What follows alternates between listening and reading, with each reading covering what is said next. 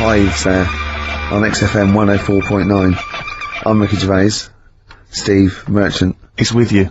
Oh yeah. Yeah. Sentences and all that. Just using the traditional English language. But you put me off, you pointed to yourself, and I just said Steve Merchant. But you know what, we do that every week. You introduce me, Yeah. you say with me, and I go Steve Merchant. No, yeah. So no, it's a catchphrase that everyone's waiting to hear it. No, but usually I go Ricky Gervais and you go with Steve Merchant, but this time you pointed to you, so I said it.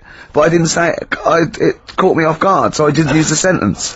Oh, I don't like the way you sit, right? I've read medically that if you're slouching like that, can you try and describe how you're sat? But you've got the kind of have you ever seen that picture of when John Lennon was off his head on Smack recording Let It Be, and he was lying on the floor at Abbey Road? That's basically what Ricky is right now. I was scared. It's not good for you, that. Look at you can't breathe properly in the diaphragm, so you're gonna speak badly. Hey, listen, I was trying to speak medical stuff there. I was trying to run into trouble. Anyway, Rick, what are the words to Wow Rap? What are the words to... I don't remember Wow Rap. What the hell's got into you? Hey, sucker. No, there's nothing you can do. Brilliant. We look forward to, a forthcoming revival of your music career. Yeah. Rick, I had some devastating news last night. Go on. You know when I left you, I was off to buy a PlayStation 2? Yeah. I was totally in the mood for it. Or a PS2, as he said. Yeah. Which confused him, Grandad. Anyway, so, I think I went in, some electrical stop on, Oxford Street. Yeah. And, the thing about Steve is, I wouldn't say he's mean. He hates that. He's careful, right? And he will spend days to get £1 off. Rick, 2.5 hours I walked around last night. I swear to God, I was walking to different shops, right? I went from Oxford Street to Piccadilly Circus, back again, along the length of Oxford Street, back again, all over the place, right? I realised I basically couldn't get a better deal than about 240 quid, right? For a console and a game. So I ended up in Virgin Megastore, I bought a, Auto Grand Theft 3 or whatever, and a PlayStation and a memory card or whatever. So I shoot off, and I'm walking off, and I'm going to the Tube, and I walk all the way to HMV, on, opposite Bond Street, and I just popped in there because I'd forgotten to get something, and I went downstairs, and I was walking past the, PlayStations, and it went, if you buy a PlayStation 2, you can get Grand Theft Auto 3 with £20 off. Oh. I was absolutely devastated. What did you do? I crumbled. I didn't know what to do. I was thinking of taking it back to Virgin Megastore, going, it's faulty. Well, how can it be faulty? You haven't even got it home yet. Oh, I can tell. No, I didn't mean to buy this, though. What did you buy? Keyboard. Exactly. So the problem is, when I get it back and I wire it up and that, all I can see is the cars are racing around the track. All I'm thinking is, it's like one of those cartoons when a really hungry bloke could just see his mate as like a big chicken. All I could see on the TV was just a £20 note just floating. It was an absolute night. I'm just devastated by it. 20 quid, I could have bought like another cheap game for that. We went to did I tell you this? Would you give me £20 and then I'll shut up about it? yeah, we went to the casino once, a group of us, and I lost about 100 quid, and it was a, great, it was someone's birthday, I think it was Jane's birthday, and Steve, after 3 hours of gambling, had lost the £20 he got out to play with, right? I was going, you're really gutted, aren't you? He just went, have you any idea how much cheese I could get for £20? Yeah. Cold meats. Yeah. For £20, and there it is again last night. £20, I'm robbed of £20. Literally, they've taken it from my hand. Yeah. The HMV people. They've taken that and they've... I'm gonna try and think of some things to cheer you up. Should we play some songs?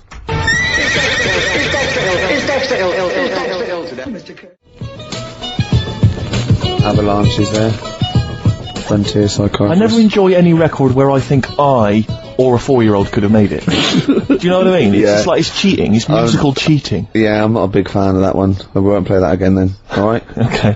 That's done. Yeah. Alright? Nice. Shake on it. Yeah. Lovely. XFM 104.9. Kiss on it.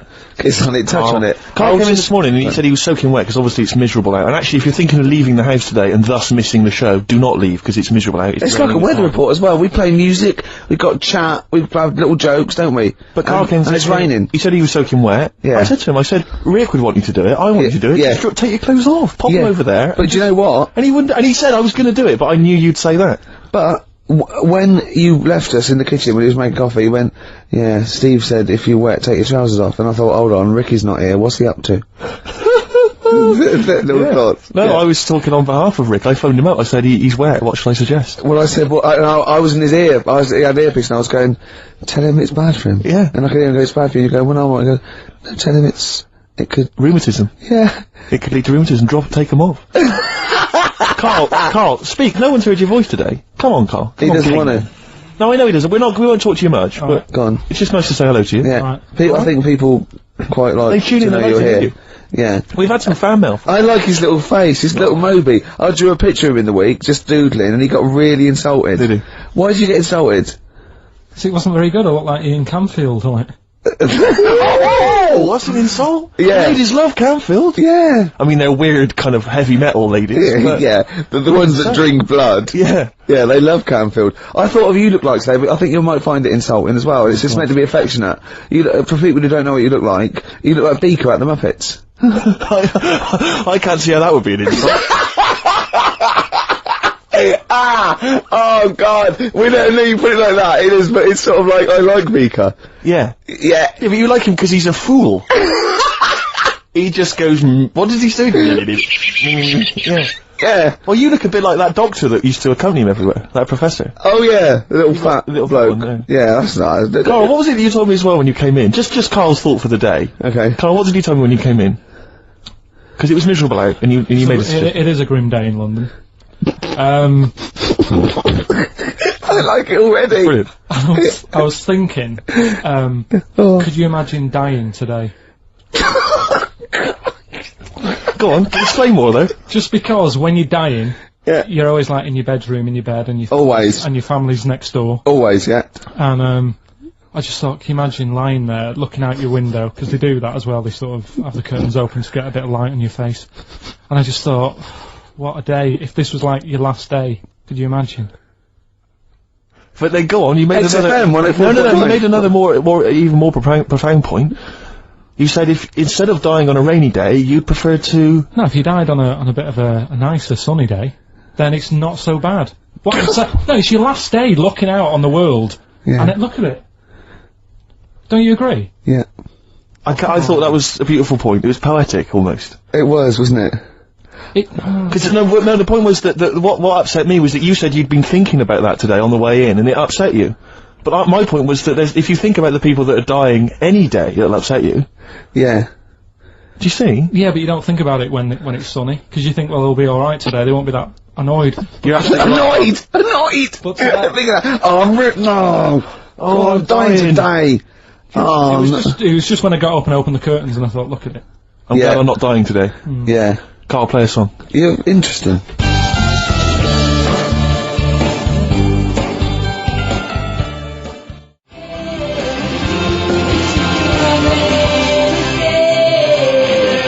Mole Historical Society, watching Xanadu on XFM 104.9. I'm Ricky Gervais. With me, Steve Merchant. See, it doesn't work if you say with me, Steve Merchant. It doesn't work. I've got to say I've either got to say with me, Steve, or you just go with Steve Merchant. Sure. See what I mean? Okay. It's not as easy, is it? No, it's not. No. It's not as easy as it seems. You know this, right? I mean, What? the radio show. Oh, yeah. We do, right?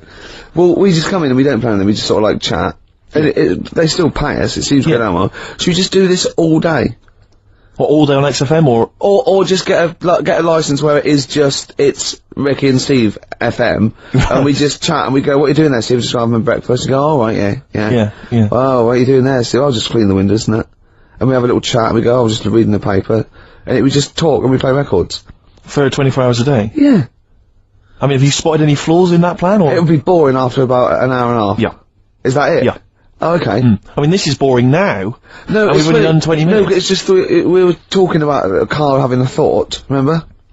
Yes. And then I had that thought when I went out to get some orange juice, and I had that thought. So maybe this show can be about let's have thoughts. Okay. So we have thoughts? Yeah. Okay, or they could, if we haven't got any, they could phone in with some. Okay, or email a thought maybe if you've got a thought.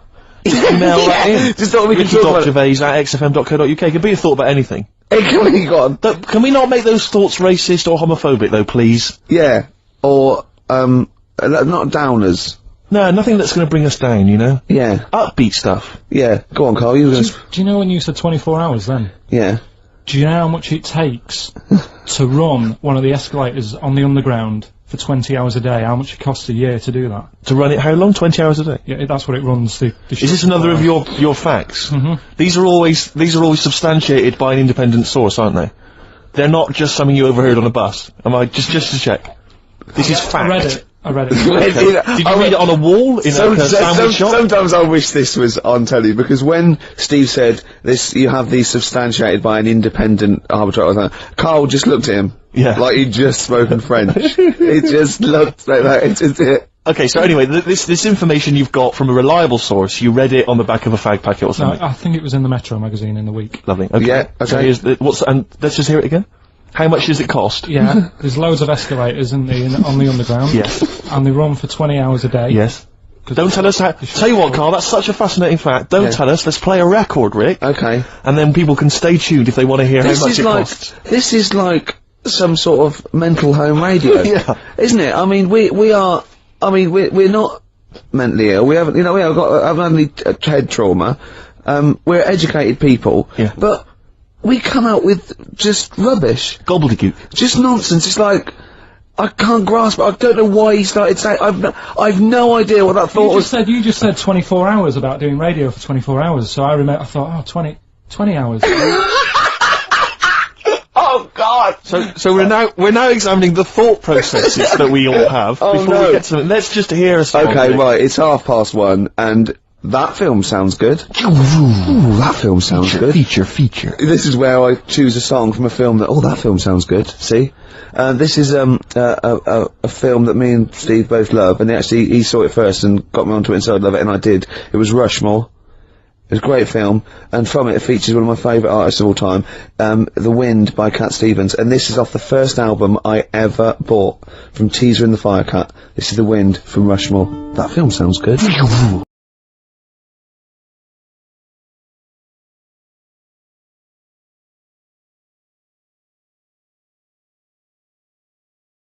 Cat Stevens, The Wind. Elegant. It's a beautiful song. The album is a superb album. It's seminal. It's just has some great songs on it. I feel like playing another one, maybe a song for the lovers. Maybe do it later, yeah. Maybe I could do that, yeah. It's beautiful. I have to say I've seen the follow-up to Rushmore. If you enjoy Rushmore, it's this new film, The Royal Tenenbaums, with amazing cast. Ben Stiller's in it, Gwyneth Paltrow, and Gene Hackman in his Golden Globe-winning performance. Oh, yeah. Same sort of thing as Rushmore, same kind of style, but lovely sort of kind of family comedy. Absolute dynamite, and again, a brilliant soundtrack. Nico is on there, Nick Drake, all kinds of treats. Forthcoming in the cinemas, Rick. You say the follow-up, is it the It's not a sequel. It's the same director, same writer, some of the same cast. Bill Murray makes another appearance. Same style. Haven't the Swingers lot done another one? They have. Their new film's Made, with the same Jon Favreau and Vince Vaughn. Again, dynamite, really good fun. Not as kind of perceptive as Swingers, but certainly as much fun. Have you seen Swingers, Carl?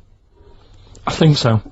Is it the one where, they've got a line in it, they've got a catchphrase in it, haven't they? You're the money? You're money? No. You're so money. That's it, yeah, I've seen it. Yeah. Yeah. I love the fact that I said you're the money, you went no. You went you're so the money, you went yeah. Well, yours is from, what's his name? Yeah, Jerry Maguire. No, that's Show Me the Money. Yeah. Yeah. I've seen it. Anyway. See, that was really articulate. We had, we did a feature, it linked into film, Steve Loves Films, did a little, off the cuff review, then it went into gobbledygook again. Yeah. I can't even say it. You couldn't even say the word gobbledygook. Yeah. Anyway, listen, you had an interesting fact you were going to give us, Carl. I don't think we can leave people waiting for this any longer. No. Right. How much does it cost to run one escalator, that's just one, on a London Underground? It's running 20 hours a day because it shuts for 4 hours in the night when they're cleaning up and that. Yeah. How much does it cost to run it for a year? £12. £60,000. The trouble with these facts is, I've got nothing to compare it against. Well, think about, like, your yearly electric bill at home. Well, when you put it like that, when you can... It's a lot, isn't it? When you think they could just use stairs. Carl, play a song. Politics on XFM 104.9. Please, people, just use the stairs.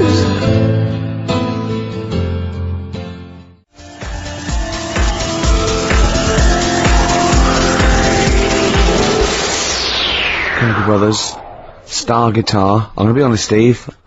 I like the video more than the song. Agreed. Good. Yeah. I just wish we could maybe tape the bits we're not on air, just because that's when Carl comes into his own. Yeah. He just said to me, I don't know what I was doing, I was sort of like pottering around, dancing around, doing something annoying probably, and he just looked at me, I looked around, he was looking at me, and I looked back, and he went, have you ever used a Y-front properly? Genius. It's a great question, because the answer is definitely no. Definitely no. Does anyone use their Y-front properly? And by that, I mean, get your winky out of the little, sort of, slot provided, as opposed to, like, put it to one side or pull them down or whatever. Has anyone used a Y-front properly? I don't think I've ever done it. I don't think I've ever done it. I've never seen anyone in a toilet doing it, Rick. You should be looking. I wish I hadn't said that. I caught ya. Really? Yeah. That's actually how you prove people are gay. Yeah. You get them into this conversation. Yeah, it's a trap. Yeah, it's a trap. It was the trap. Yeah. I'm not gay, by the way. Yeah. You didn't prove I was gay, I double bluffed you. Because I knew the old gay trick. I thought it was the old gay lord say no thing. That is another method. Yeah, there's innumerable methods of doing it. That's how Oscar Wilde was caught. Yeah. Yeah. What happened there? Well, the judge went to him, did you see that film last night? Gay Lord Say No, and he went no, and they went take him away. Yeah. Take him down to the cells. Yeah, take him to Reading. It is true. Well, it originated in America. Yeah. So many of these things do. It's a brilliant point, Carl. I'd like to hear from anyone listening who's, and I mean, well, they'll just lie, wouldn't they, I suppose? Yeah. I don't even use, sort of flies. No? Usually. I sort of pull my Y-front, my sort of tracksuit. So that's why I wear sort of like elasticated waistbands all the time. Exactly. Just sort of Speed. Yeah. You got to get in there with the minimum of effort. Yeah, and out. Sure. Often I won't shake. No, oh no. To my detriment, because it often leaks out a little bit later, doesn't it? Ever been out on a date with a girl where it's just trickled down your leg and you wish it hadn't, and you're thinking, what if she gets my trousers off later? She might smell or see it. What? What? I don't know. I don't know what I said there. Right. Rick, I had for Christmas something which I think might excite you and interest you, because I know you're obsessed and interested by facts. Yeah. Don't fiddle with the microphone. Well, I was just looking at what it was underneath it. Stop, listen to what I'm saying. I know, no, listen, let me explain. People could hear you moving the microphone. Could they? Yeah, I can hear it in my headphones. You know, it's the little pop shield that goes over the mic. Yeah. I was going to see where what way the mic was facing, so I just had a look. Who cares? No one's interested. Leave it. Carl will tell you if there's a problem. Alright. Why am I talking like that? So this is a book, it's just facts and trivia. It's edited by Sir Isaac Asimov, who I think's dead. So I don't know when my parents bought this book. I assume it's sort of from a second-hand shop or something. Right. It's quite long, but I got it for Christmas. I keep meaning to bring it in, because generally the facts are quite sensible in here. And I like to think if Isaac's been involved, they're probably substantiated. It's not like, kind of just this nonsense on the web. I think that this is probably... Or up in Greg's the Baker's that Carl gets most of his facts from. The ancient Egyptians trained baboons to wait on tables. Carl, fascinated. Brilliant. That's fantastic. But what my point about that is, why did they stop? Yeah. It's a genius idea. Would you not want to go to a restaurant where they had baboons serving? No, I'll tell you what happened. It might have been like the Planet of the Apes, and they sort of rebelled. One of them could talk, one of them could take his order, and one day went, do you want fries with that? And the bloke got really annoyed and said to answer him back, and then there was some sort of rebellion. Right. The Planet of the Apes isn't true, is it? It's not a documentary. Right, okay. I wonder, because what I like the idea of having baboons is the fact that I reckon they're, like, I have difficulty, and I'm sure you do, Carl, like, working out that sort of 10%, you know, on a bill. Yeah. I reckon baboons would find that particularly hard. I reckon you could get away with under-tipping them all the time. Yeah, exactly. Just not leaving enough and just legging it. Exactly. They go away and you go, sucker. Yeah, exactly. So I'd love to see some baboon restaurants. If there's any restaurateurs out there, so could I someone. If you do go to a restaurant and you've been waiting on us, please don't order the banana daiquiri, because it comes half-eaten. They can't help their little selves. They really can't. They're okay with, like, you know, beef and steak and chips and like that. But there's a little bag. I go, do you... Can you imagine that, the baboons serving at waiting tables? It's genius. Just stop to think about that. It's absolutely incredible. Yeah. It's absolutely dynamite. Yeah. See, zoos would be a lot more popular if there was, like, the canteen. You could go... If they were serving tickets to two? Exactly. One child row. Okay, go through there. But I think they should do other things, like in the Flintstones, they used to mix cement in that bird's kind of... Pelican, yeah. We should start doing that again. Because that also happened in ancient times. Yeah, exactly. According to the Flintstones. Yeah, before they had proper cement mixers, that's what they did. That was how they did it. Definitely, Just animal facts. I remembered one in the week. Go on. There was, do you know them two gay American men who have tigers? Well, they're not necessarily gay. They're not. No one actually knows if they are gay or not. They are. Alright. Okay, well, Gilbert and George, is it? No, that's those artists. Yeah. They're called Siegfried and Roy. But anyway... Who may or may not be gay. Yeah, and if they are, so what? And if they are, so what? But if they're not, and they don't... I just said that so you knew what I was talking about, sure. Okay, the two gay ones, go on. Two possibly gay Yeah, let's not worry about libel law anymore then, or... Yeah, if you shave a tiger's head... Whoa. Whoa. Right, okay. You've got to treat that sentence with a lot more reverence than you did. Think what you're saying. If you shave a tiger's head... Not just its head, its whole body. Oh, sorry. Sorry, yeah. So I thought you were getting weird. Go on then, if you shave a tiger, yeah, go on. It's still stripy underneath. The skin's... Is it like rock? It goes all the way through. Yeah, that's amazing. Where did you hear that one? I remembered that, like, Was that a drunk just shouting it in the street? I shaved a tiger and it's still stripy, get out of here. Yeah. I must make a note of that, thanks, Carl. Yeah, that's an interesting fact. Well, you know a polar bear? Polar bear's, skin is actually, black, and its fur is transparent, not white, and it gives the illusion, so it gets all the radiation possible from the sun, but it's still camouflaged. I didn't understand that, Rick. Sorry, you lost me. If its skin's black, a polar bear's skin is black, and its fur is translucent, and its fur is translucent. So why is it white when we? Well, it's just because the light hits it and the sun reflects on. Yeah, and it makes it look white. Yeah, if you look at each individual hair, it's actually translucent. So at night it would be black. Well, everything is. Is it? Yeah. Oh, not bright stuff, Rick. You've embarrassed yourself. Play a record. Oh, I know all about animals and stuff. Do you, Rick?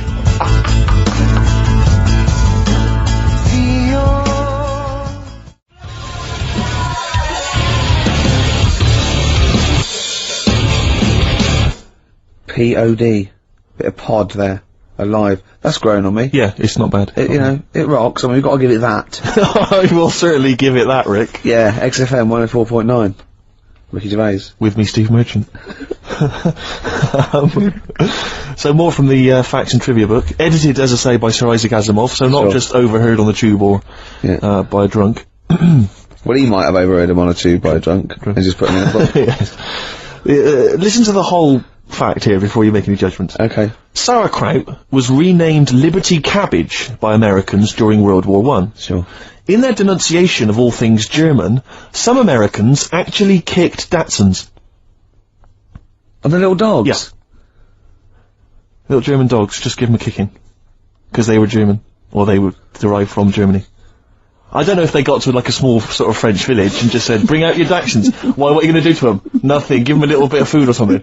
You're not going to kick them, are you? No, because I've heard about you Americans. No, just bring out the little sausage dog. You say it aggressively. You said that aggressively, like... Well, no, bring out the little sausage dog. Okay. Well, you're not going to hurt it, though. Of course I'm not. If you hurt it now, it's like, it's against the Geneva Convention and I'm not going to kick it.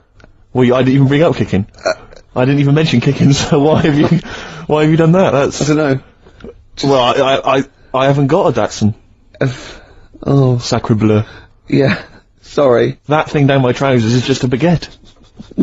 Yeah. Do you remember that, Carl? Do you remember that? Dynamite fact. Baguettes were invented by Napoleon so he could carry them down his leg. We just find there's one more here that I thought might, I know that there's a lot of those kind of amusing laws and stuff, antiquated laws and that on the web and things, but again, it's Asimov. I'm thinking it's true. City Ordinance number 352 in Pacific Grove, California, makes it a misdemeanor to kill or threaten a butterfly. Threaten? Yeah, you can't even threaten a butterfly. So it goes... Don't even look at it aggressively.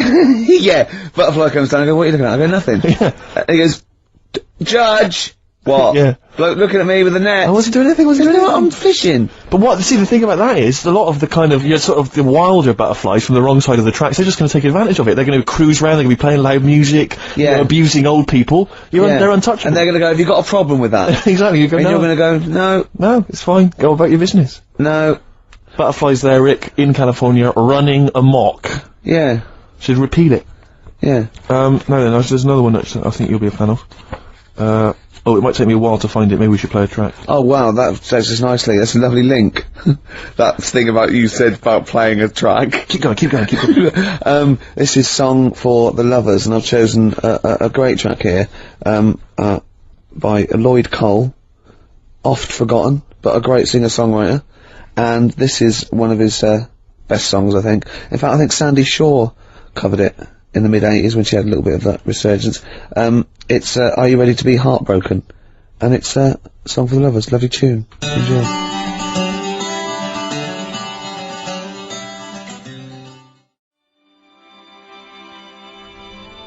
Are You Ready to Be Heartbroken? Actually, Lloyd Cole with his Commotions. That was done with, and I love it. Beautiful. Cheers. facts and trivia, the last one, Rick. Go on. This is a sobering lesson for us all. Go on. At the Pan American Exposition in Buffalo in 1901, President William McKinley received a line of citizens, shaking hands with each. In the line was a man with a handkerchief covering one hand. Neither of the two Secret Service men guarding the president was curious enough to take a look at what might be under the handkerchief in the hand of the man. Leon Golzgoz, an anarchist. What he had was a loaded revolver, and when the president thrust his right hand out for the shake, Zolgozd fired twice. McKinley died a week later. So, what he did there, it was outwit the might of, presumably, the FBI or the Secret Service by covering the gun with a handkerchief. Clever. That's brilliant. It's absolute genius. Just think how they had to explain that. And they go, how did he get close enough and shoot the president? And they go, we didn't see the gun. Why? Covered it with a hanky, did he? Oh, well, you're not to blame then. Exactly, we can't compete with that sort of, you know, didn't you think to look under the hanky? No. Well, probably just thought it was a hand. Of course, because that's what a hand would be. Did you not think he was probably holding a gun or something? Didn't do that. We didn't train. We didn't do hiding it with a hanky, did we? Alright, if you didn't do it, then it's not your fault. Don't worry about it. But he lived, did he, for a week? The president lived with it for a week, That's because they had to go to him and they're probably shuffling around his bed going, sorry about that. Why didn't you look? I had a hanky, did he? Oh, well, they're now in jail. Well, they were. Go on. Well, when we went into the jail to give him some bread and water, he had a hanky over his hand. Right, yeah. We thought nothing of it. Sure. And was it a gun? Yeah. It was a gun and he got out. See, do you remember the gun? Yeah. That's terrible, isn't it? It's pathetic. No one's used that method since. I know. Because it was effective there, but you don't hear about that now. No. People using all kinds of elaborate methods to assassinate people, poisoning their wine. Yeah. I think that was Rasputin. As I recall, they put some poison into his wine. Well, I didn't study it in history class, that's my memory of it. But if only they listened to Karl last week, chink the glasses. Always chink the glasses. That shows that they used to test it, didn't they? Pour a little bit from yours into mine, that means I'm not poisoning you. Yeah. But if you're thinking of murdering someone, you know, just a dignitary. with a gun. Yeah, but let's say... Pop a hanky over it. Just think about that. Just pop a hanky over it. I don't know, pop it inside an oven glove. And just wear that as you go to their hands. Or sooty. Or one of those big gladiator-style pointing foam hands they used to have on gladiators. That was genius. Yeah. I'm just using this because I love the president. No gun in there, is there? No. Just a big finger. Check if you want. Yeah. Well, no, we won't then if you said check. Right? That's unlucky. Have I ever told you my method, Karl, my genius method of assassinating someone? This is brilliant. This is the ultimate crime. Oh, is this the Ice Cube one? Have I told it to you before? No, but I know that. What's the Ice Cube one? When you, shoot an ice block. You get someone round. Rick, don't say it, don't reveal it, because it's my story to tell. Oh, I know two of them. Well, listen, let me tell you it and see if this is the one, right? This is genius. Right, you rent a room across the street from the person you want to kill, right? And then when their window's open one day, right, what you've done is you've made an arrow from ice. Okay, and then what you do is you train like to become a brilliant marksman with a bow and arrow. It's an old one. It is brilliant, but this is why it's classic. And then you shoot them with the arrow. It goes across the street into their heart, kills them instantly. But what's brilliant is the arrow, the murder weapon, it then melts, dries out. There's no murder weapon, and then you can take apart the bow. Another one, Steve, is to stab them, then take it out and walk away. No, no murder weapon. No, but there's but you've got to get into the building. This is the point, you're across the street.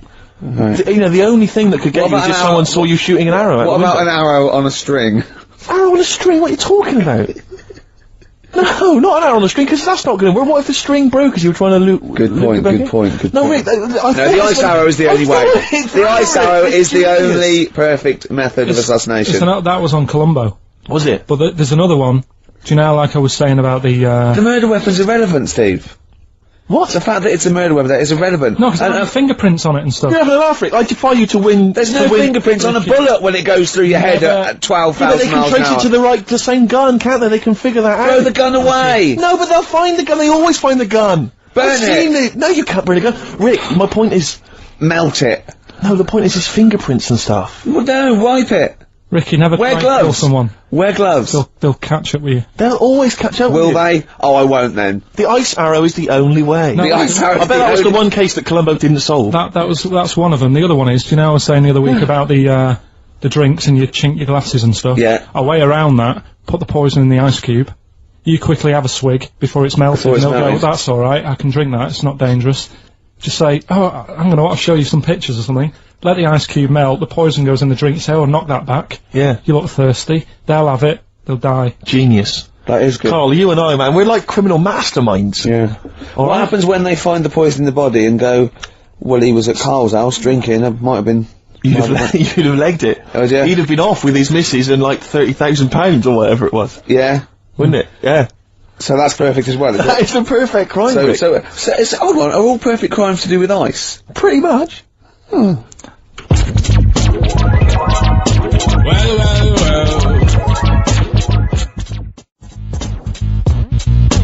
Roots, manoeuvre, witness.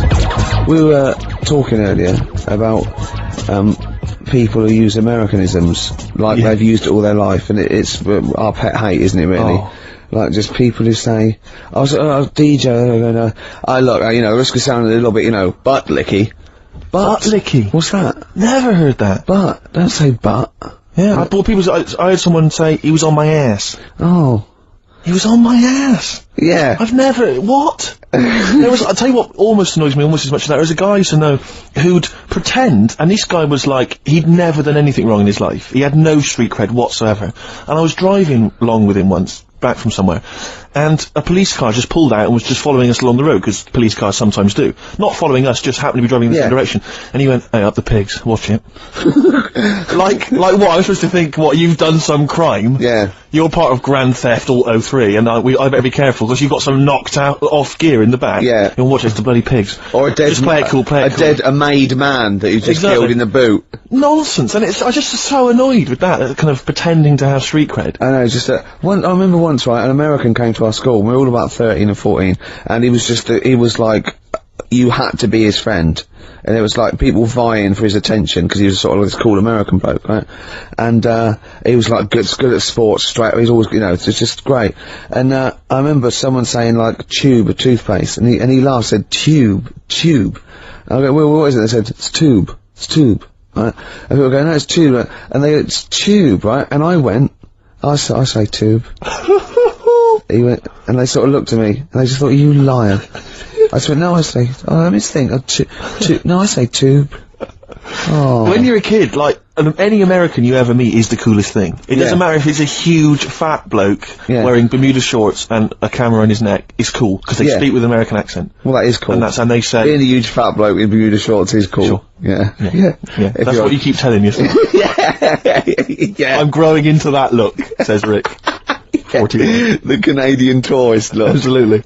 But no, so anything, sidewalk. Yeah. I mean, if I could say, like, when I was sort of 14, if I could have said sidewalk, fender, I always wanted to go into a sandwich shop and just order something on rye. I want to be one of those 80-year-old, sort of Yiddish blokes. Those, sort of like old vaudeville Jewish guys. That they sit in diners and talk, like Walter Matthau talks, right? That. I want to grow into that. A long coat, and I go, ish. Oy vey. Yeah, maybe I'll start. Yeah. Well, convert to Judaism initially. Yeah. Be your first protocol, and then just tour the vaudevillian, circuit. Yeah. In the Catskills. What am I? Some kind of schmuck? Yeah. Something like that. What do you, Carl? Would you like to be American? No, not at all. Really? Got me nerves. When I was in, Get on my nerves! A whole nation there, reduced. When I was in Barbados at Christmas. Oh, name dropping. Right? Yeah. There's loads of them there, because that's... Was that when you were doing a bit of extra sort of waiting? you were sort of your girlfriend was cleaning rooms, wasn't she? Went there for Christmas, and, there's loads of them there, because that's like really close to America. That's like Blackpool is to Manchester type It's thing. exactly like that. Yep. So That's the analogy a lot of Americans use. So, But I think they call it the tropical Blackpool. but they were going on. That's only all the brochures, I'm sure. Right. Yeah. And serious now, but Yeah, we're going serious. on about the September 11th thing. Yeah. But they call it the of course this is American. Of course Brilliant. the 9/11 The 9/11. That's what they call it. Really? Oh, that's awful. That is, so it's like people who say 24/7. Yeah. Well, I'm Americans working my say ass that. off 24/7. Well, Americans that say that. Well, they're allowed though. Oh, Americans are. Yeah. I'm talking about an English person who might say it. Yeah. Fool. Yeah, no, that's terrible. Yeah. Do that American accent again? Yeah, of course, the 9/11. Where are you from? What? Can we Which part of America is that? That's how they sounded in Barbados. Sure. Sure. But Can Carl, you do any other impression? but Carl doesn't, I very much doubt that Carl likes newfangled countries like America. Yeah. He doesn't like London. No, true. So he's not gonna Have you been like, to America? Yeah. Did you enjoy it? Went to Florida. No, they got me again. Got on your nose? Yeah. Went for some food. yeah. And it was the last few days. I didn't take much money with me, and we were in Florida, and we were hungry, and we went for some steak, and we had our dinner and that, and I think it's their equivalent to the Angus Steakhouse. Yeah. Right. And sat down, had the steak, and that's huge, big portions. But anyway, we didn't have much money left, and we had like another 2 days left, so we didn't leave. We didn't have much money for a tip. Do you know over there they expect it? Yeah, a big tip, yeah. So we left what we could, and I don't know what it was. It might have only been the equivalent to 60p. Yeah. But he didn't have to do that much. We didn't have loads of courses because we didn't have much money. So he brought us like the main course, and I don't know, a couple of Diet Cokes. And anyway, left them the 60p. Yeah. On the way out, and he comes running over. Excuse me, sir, you can have this back. Because it wasn't enough. I mean, Yeah. it's outrageous. What did you say? I said, all right then. Well, I needed it. I mean, I thought Yeah. it was nice to leave them something, but obviously it wasn't enough, so got us a couple of more. Is it good Cokes. fun with you on holiday? I mean, do you enjoy yourself? Yeah. Do people go with you on holiday? I get bored after about 4 days. You surprise me. What do you expect out of a holiday, Carl? What do you go Sort for? of soak up some of the culture. Yeah. You liar. You liar. What did you learn about Barbados while you were there? A lot of crabs on the beach. I just imagine him sitting there with his knotted hanky on his head. People little sparkle as they're walking down the street, can see their faces, but I'm not.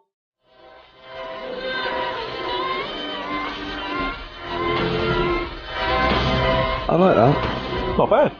Bit of Gary Newman there. That's Richard X and Sugar Babes. Our Freaks Electric. Is that one of those things where they've taken one song and they've laid it over the top of the other?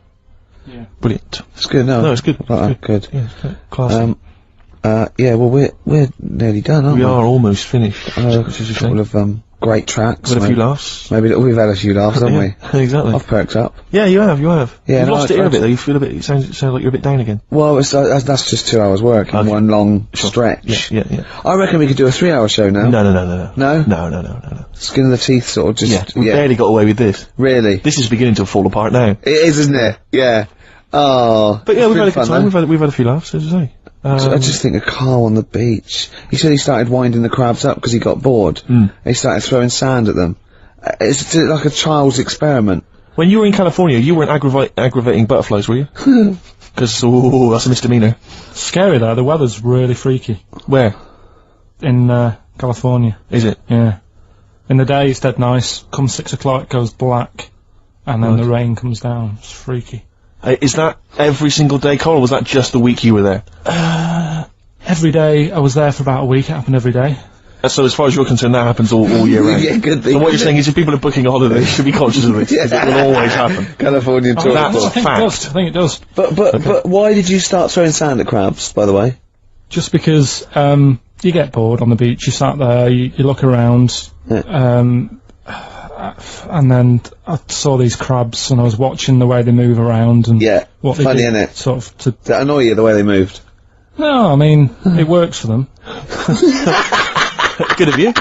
but it was just what I was weighing up is they're Yeah. quite close to the sea, so I Sure. was watching the sea come. They like it close to you, don't they? Yeah, Yeah. but they don't like it too close. No. So like the sea was coming close to them, they'd run towards me. Yeah. So as the sea came in to them, I was chucking sand the other way, and it was like, ooh, They didn't know what to do. they didn't know where to go. Really? Oh, yeah. How long did that keep you occupied for? The last 3 days I was there. Have you ever seen, I don't know if I've described this before, do you remember a classic Paul Daniels episode where Paul is having tea with some baboons, I think? Chimps, full circle. And, he's got a little box, and inside the box is a mirror.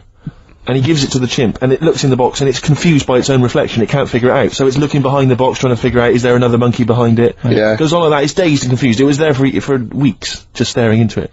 I imagine you're a bit like that on the beach with the Yeah, crabs. that's great. I think that's my analogy. Like, Poor Daniel's chimps. Yeah, I kept a crab once for a week.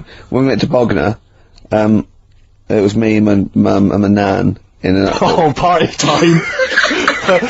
Oh man, alive! Look, you haven't lived until you've woken up to the sound at 3 o'clock in the morning of your nan having a wee in a tin bucket and echoing round a caravan. Man alive! Yeah, I was about 9. You'd brought a chick back. I was about 9, right? And I just kept a crab in a first day I In the found bucket? In a. I don't know where it came from. No, I found it on the beach and I brought it back and I kept it in a little bowl in the sink. And then the last day, it started to smell a bit. And then the last day, Mum said, go and put it back. And I went and put it back. So I had a pet crab for a week. And did it die? What happened to it? No, it just got bored. Sure. It says it didn't do a lot. Did it start throwing sand at you? Oh. Listen, I think we better play some music because we've got a few songs to squeeze in. I just wanted to play a track. I was watching MTV the other day and I was a bit confused. Yeah, so was I. I like that. Because, I saw a video for the Electric Soft Parade's Silent to the Dark. Yeah. But it was called Silent to the Dark 2, but it was the same song. It sounds like they've redone it. The video is different to the old video. I was very confused. Hopefully someone will phone in and solve it for me. Anyway, this is the original Silent to the Dark. Still a good track. Let's hear it, Carl.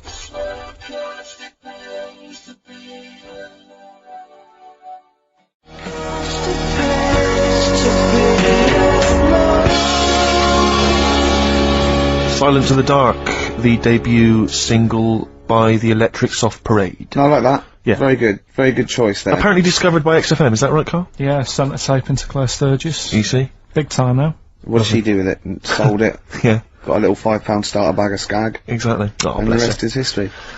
Well, I've enjoyed myself. I have. But can I just say, we don't just muck around and do stupid things and play great music. We're also informative. And We I'm are. going to leave London with this tip that Karl, for no reason, just told me. Do you want to do it, Karl, or shall I tell him what you just said? Rick, we haven't got much time, you better explain it. Okay. He said, you've been on the Millennium Wheel? I went, no. He went, well, if you do, here's a tip. Go when there's lots of disabled people on there. And I was up for it. I went, why? He went, you get more for your money. Because they have to keep stopping and letting them off. You get an extra 6 minutes. Alright? Good, solid advice if you're So ready do to that go there then. today or tomorrow. Yeah. Thanks. Song for the ladies, Rick. I'll leave you with Lamb Chop. A lot of people aren't a fan of Lamb Chop for some reason. They don't like the way he sings, but this is a beautiful song. That's the reason. Up with people. See ya. Bye.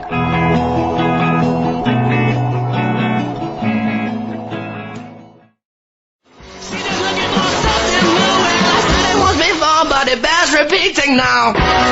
White Stripes, fell in love with a girl, XFM 104.9, 1:05 of a Saturday, that's what DJs say. Of a Saturday, yeah. Yeah, Of yeah. a Saturday. Fast approaching. Yeah, time fast approaching 1:10. What do you mean it's fast approaching? What's it, speeding up, is it? Time's speeding up as it gets towards 2:10. Shut up. Ricky Gervais, obviously. With him, Steve Merchant. Yeah, and Karl Let's Pilkington. not forget Karl P, the K-man. He's growing on people now. love him. People love him. People was thinking, oh god, he's too much. Now they're going, they love him. Like, same as you. I mean, they still think you talk a little bit too much, but I mean, they love Karl. And, but, I shouldn't say that because it'll rock your confidence. Exactly. Yeah. No, I am a man of nerves. Sorry, I'm sidetracked because I'm looking on the internet here, on the website for XFM. Yeah. Because I was, partly bored, but also I was looking on the other day. That's nothing I said though, was it? No. Right. No. And, there were some people, commenting on the show. Yeah. And one person on there, I'm trying to find it, I don't want to misquote them, but basically, as far as I remember, they said that, we knew even less about the music than the DJs that are on in the week. Right. I think that is scientifically impossible. Yeah. So they've embarrassed themselves. Exactly. I think it's impossible. You can't know less than the people that are on I in the don't week. think so. It's like, it's I mean, like trying to multiply 0. You just end up with 0. It doesn't make sense. I checked with Steve Taylor, the man with the knowledge. He should know. But I don't think that's really annoying. It's so annoying because I'd say this, we are passionate about the music and we do know what we're talking about. Just because we don't read the back of the CD box like I'm playing the list we're given with the 9 CDs that are on the playlist every month. There's a piece of paper here. And Carl's looking at me like he's thinking, oh no, we're having a go. You've given away the magic of radio. You get pieces of paper here, and they've got little bits of details. So, for instance, White Stripes, this is the next single off White Blood Cells, February 2002. Now, it sounds like we know about the music. We read that off a piece of paper. Exactly. Whereas, when we say about music and we're wrong, at least it's 'cause we didn't know. Exactly. See? Alright? Don't criticise us.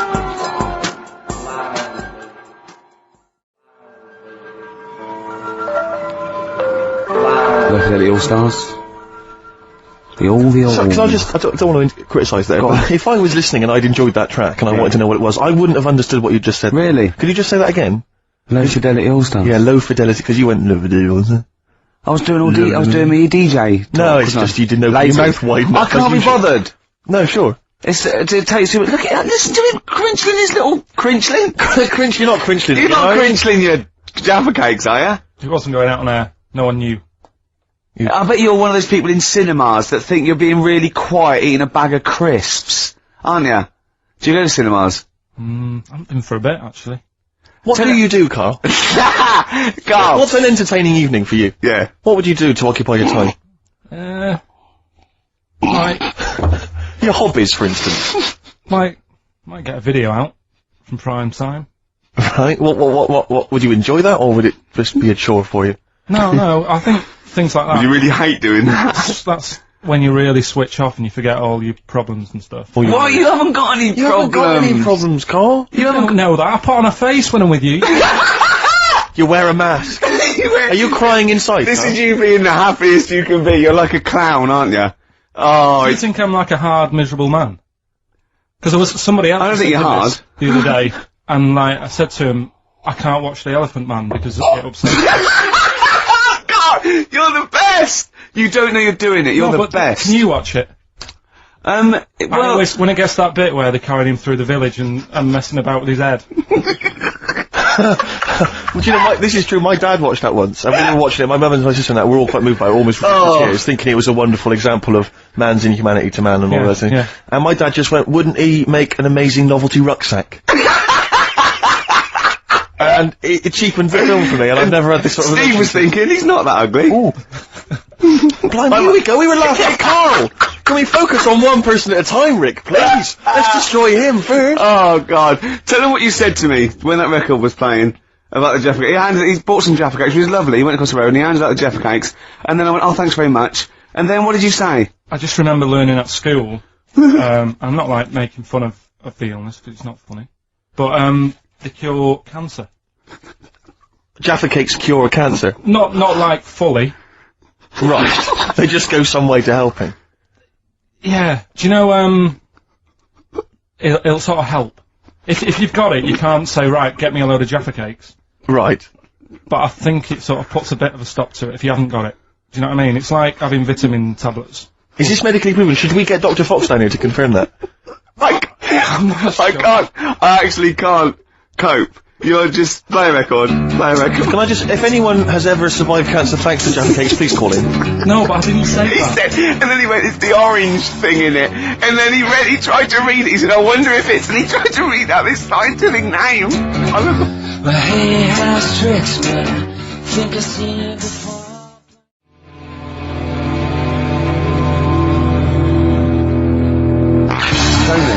That's my favourite one I've ever done. It's great, isn't it? Yeah, really good. Yeah. Because I always had a problem with Gomez before, because it always sounded like they were trying to sound like these world-weary Tom Waits style, gravelly voice. And they were 20. And they were like 14, yeah. Yeah, but I mean, that's great. That's really good. Yeah. Yeah, no, well done, boys. Yeah, well done. Yeah. Gervais gives it thumbs up.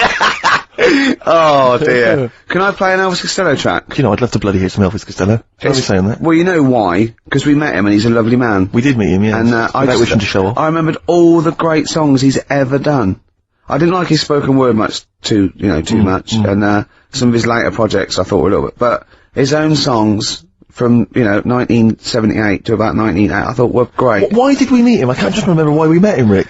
Oh. I wasn't doing that. No, I can't remember. We won an award. Was it because we won another bloody award? Stop giving us awards, please. Oh, God.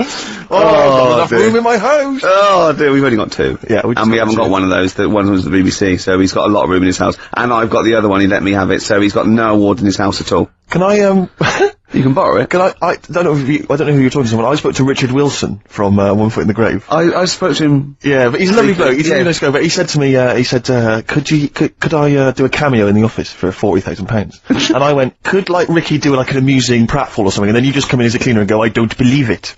And he looked at me like, why have you said that? Why have you brought that up? I felt so guilty. Oh no! I so wanted to apologise. But why is it so? We know it's wrong to do that. I don't know why I said it. We know. Do we think, no, it's different for me? Exactly. We're in the business. I'll do a new twist on I don't believe it, and he'll go, that's the best I don't believe it twist I've ever heard. I don't know what I was thinking. Why did you? You didn't tell me that. I know. I felt ashamed. I felt really ashamed. No. I was a little bit drunk. I wasn't thinking straight. Oh, it was so embarrassing. I was talking to a friend of mine who said, who was it? I can't remember, he said that he was watching it was a sports cast, but it may have been, Formula 1 racing or something like that. And he was watching, there's a commentator, and the commentator's gotta keep talking all the time. Yeah. And he was going, and there's the team there's, oh, good to see so-and-so's girlfriend in the audience. And he said he saw, and it cut to Richard Wilson in the audience, and he went, and the bloke went, and there's One Foot in the Grave. I love that. He knew he had to say it there, but he couldn't just name all the characters. Oh, that's fantastic. And there's One Foot in the Grave. Oh, dear. That'd be brilliant. And there's The Office. Oh, no. Brilliant. What, you're putting us alongside One Foot in the Grave, thing that's been going like 10 years and one of those, you're putting us alongside, it beat us, Steve, get over it. It beat us in the Comedy Awards. No, I was just saying that you're an identifiable face if you're at a Formula 1 event. Okay. Old. Grumpy. One Foot in the Grave. Yeah, One Foot in the Grave, exactly. Yeah. Anyway, Carl, any thoughts before we move on anything we've said so far? Elvis Costello. Well, I'd like to play, Red Shoes. Are we ready for... Not yet, I'm just saying. What? Do you know who his dad is? Declan McManus. No, I don't know his real Declan McManus. He was a big band leader in the 50s or something, wasn't he? No, he was in the Our White's Lemonade ad. Yeah. Oh! Was he?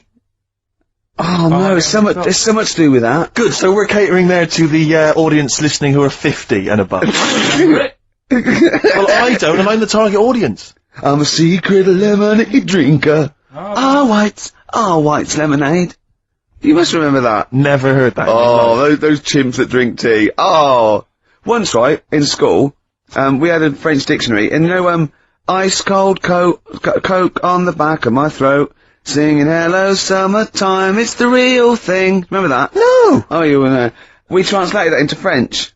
Is that the end of that story? Yeah! That's the end of the story? Yeah! But I know it in French. Do it. But it doesn't make sense. We just literally did the word. Go on, I can't believe you remember this. Tres fois, coke, solidaire, among gauche, chante, bonjour, estival, jump, celebrate. That's the only French you know, isn't it? It's not even French. We just did it word for word. It doesn't make any sense. Can you say another word of French? Can you quote Le Shakespeare? Plume de ma tante. Can you quote anything else? Is there anything else you can quote other than that? Is there anything else you learned at school that you can remember word for word? No. Nothing. Le chat est le mur. I don't just mean French, I mean anything. English, maybe a bit of poetry that you can remember? Of course I can, yeah. Go on, quote a bit of poetry for me. Like what? Whatever you remember. Light through under window breaks. It is the east and Juliet is the sun. The rise for sun and kill the envious moon. It was already sick as well. Anyway.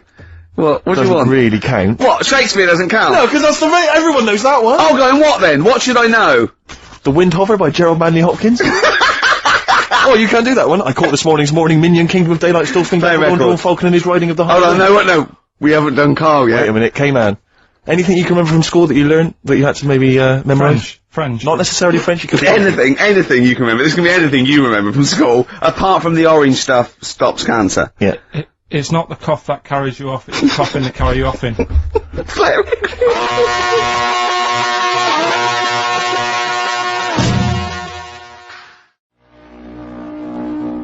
Beatles, Revolution. Mm-hmm. Was that clear? Yes, it was, yes. Yeah, good. We got to speed this up, because we know, it's funny, because our first link, when we had a go like the library and the playlist, when we played the record, Karl went, you usually do it at the end when you've run out of stuff. Yes, what's left off, yeah. So we started with what's usually our worst bit of material, so I think we've got to turn this show round. Right. Karl's been holding this together, to be honest. Yep. It's Karl's beautiful naivety and, can I say it, Karl, in the nicest way, stupidity Yes. that are keeping the listeners... I wouldn't class it as stupid. It's all I'm only joking. stuff. I'm only joking, mate. Of course you're not stupid. Everyone knows you're not stupid. You're sincere, and that can sometimes be, you know, frowned upon in this cynical world. Would you say you've learnt stuff from me in the past few weeks? Definitely. Definitely. Rather like a scientist learns from injecting mice. Yeah. No, but I've learnt from you about ants and stuff. I think every week, as weeks go on, I feel like We're learning from each other. I'm learning more now than I did when I was at school. And can I just clarify? Yeah. You weren't raised as an experiment and you've escaped from a laboratory. You had regular upbringing in Manchester and that. Yeah, I didn't go to school much because my mum and dad had a caravan.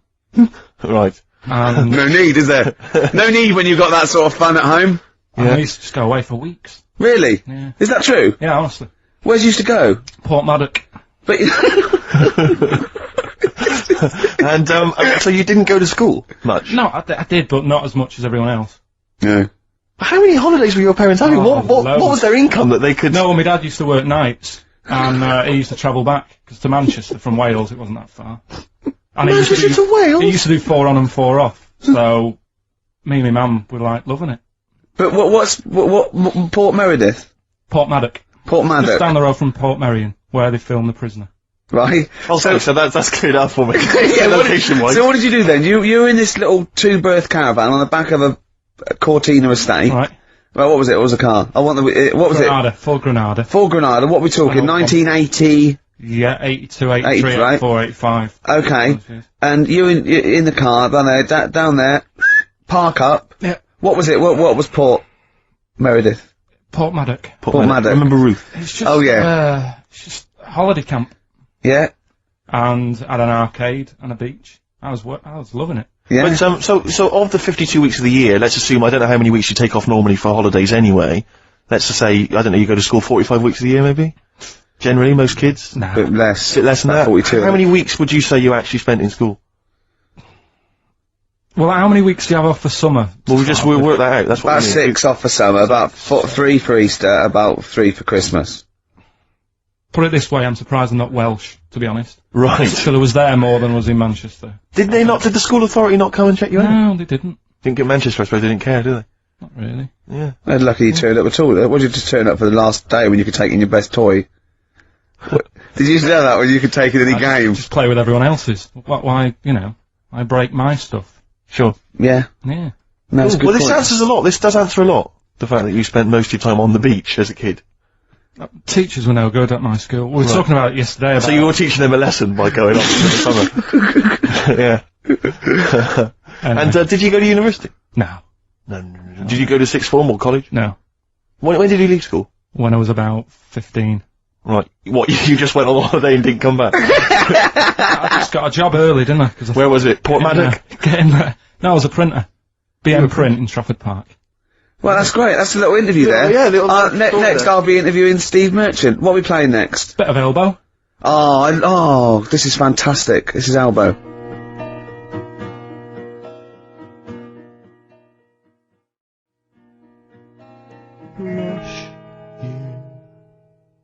Elbow, Asleep in the Back. I think that is absolutely beautiful. I think Elbow are my favourite new group. We've sang their praises many times and they've never phoned to thank us. Should they? Yes. Do they? Really? Annoying. No, they're doing a good job there. I wonder if they found their lyrics. Because I also wanted to write a song from, didn't I? They didn't take me up on that either, Steve. I'm not sure I'm so keen on them now. Carl, can I have a Jaffa cake? Because I've just found a lump. I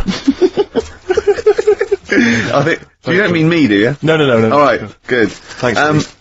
Now, we interviewed Karl there. I think we've learned a little bit more about Karl there. You did, yeah. And, I'm gonna interview Steve now, Karl, because I used to be...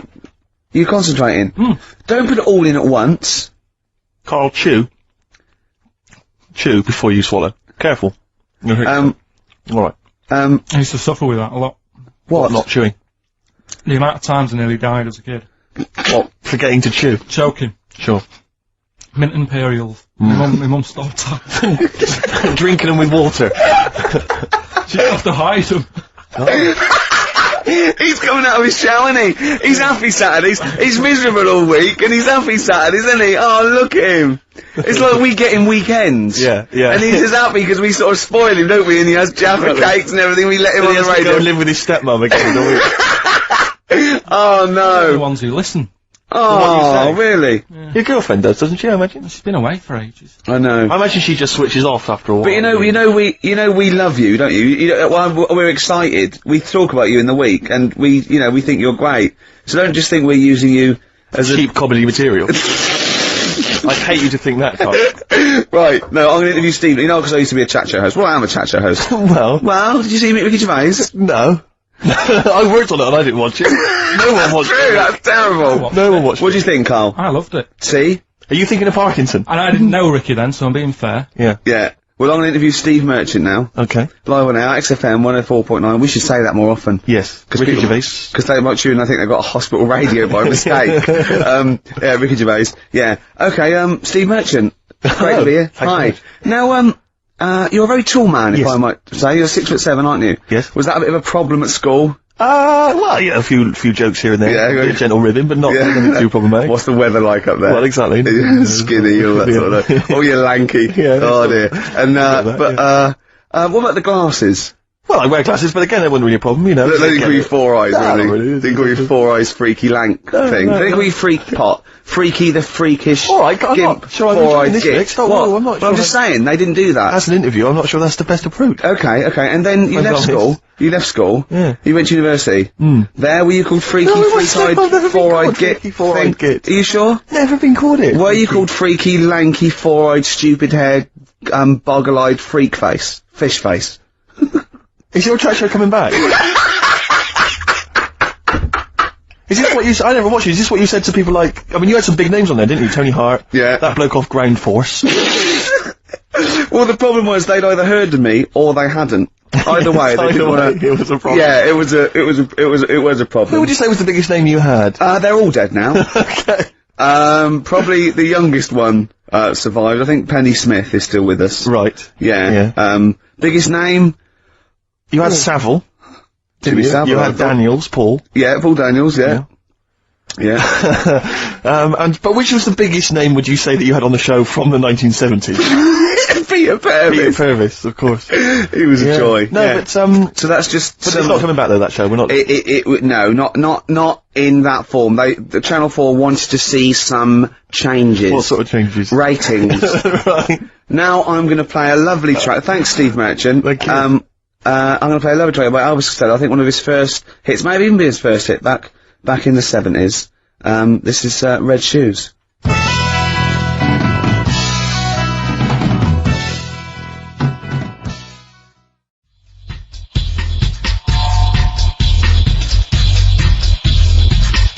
Zinger meets Spray, apparently. I've never heard of them. No. Sounds good. It's spelt Spray, though, but Carl reckons it's Spray. Song 2, a cover of Blur's Song 2. Yes. You wouldn't recognise it, In the would you? dub version. No. In an old-school reggae dub style. Nice. Lee. Big 'em up. Yeah, all that. Oh, we know all that. We know all the wording, yeah. Oh, we know all that, yeah. So, yeah, that was quite interesting. I quite like that. Yeah, that's not bad. Filled up 3 minutes. Before that, Elvis Costello, Red Shoes. Lovely. What a great song. Debut, was it? Debut single? I think so. It's the first one I remember of his, but, you We'll know. probably give Elvis a call, won't we, and chat to him about it. Yeah. He's a yeah. pal now. Yeah.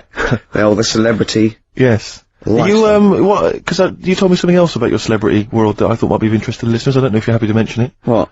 Your, forthcoming TV appearance? Carl might be interested. Oh, yeah.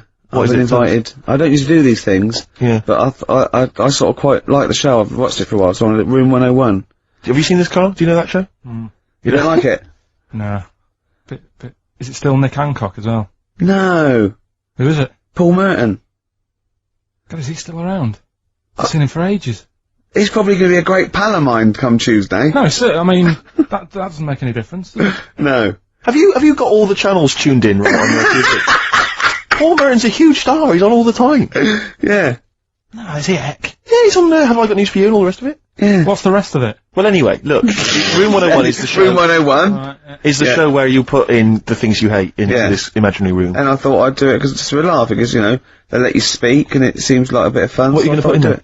Oh, I'll ruin it, won't I, for all the listeners? Oh, right, yeah. Switch off now if you don't want to hear what Ricky Gervais is going to put in Room 101. I don't know, just things that irritate me, like, I don't know, I'm putting in noisy people who make unnecessary noise, for one thing. Right.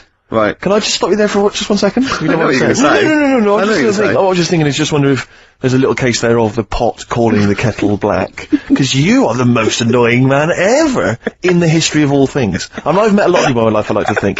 Even everyone. I mean, to anyone I went to school with who was possibly, an evil man, would throw things at people when, the teachers just throw stuff at them all the way through the lesson, throw things at the back of your head. Yeah. Even he was not as irritating as you are. Really?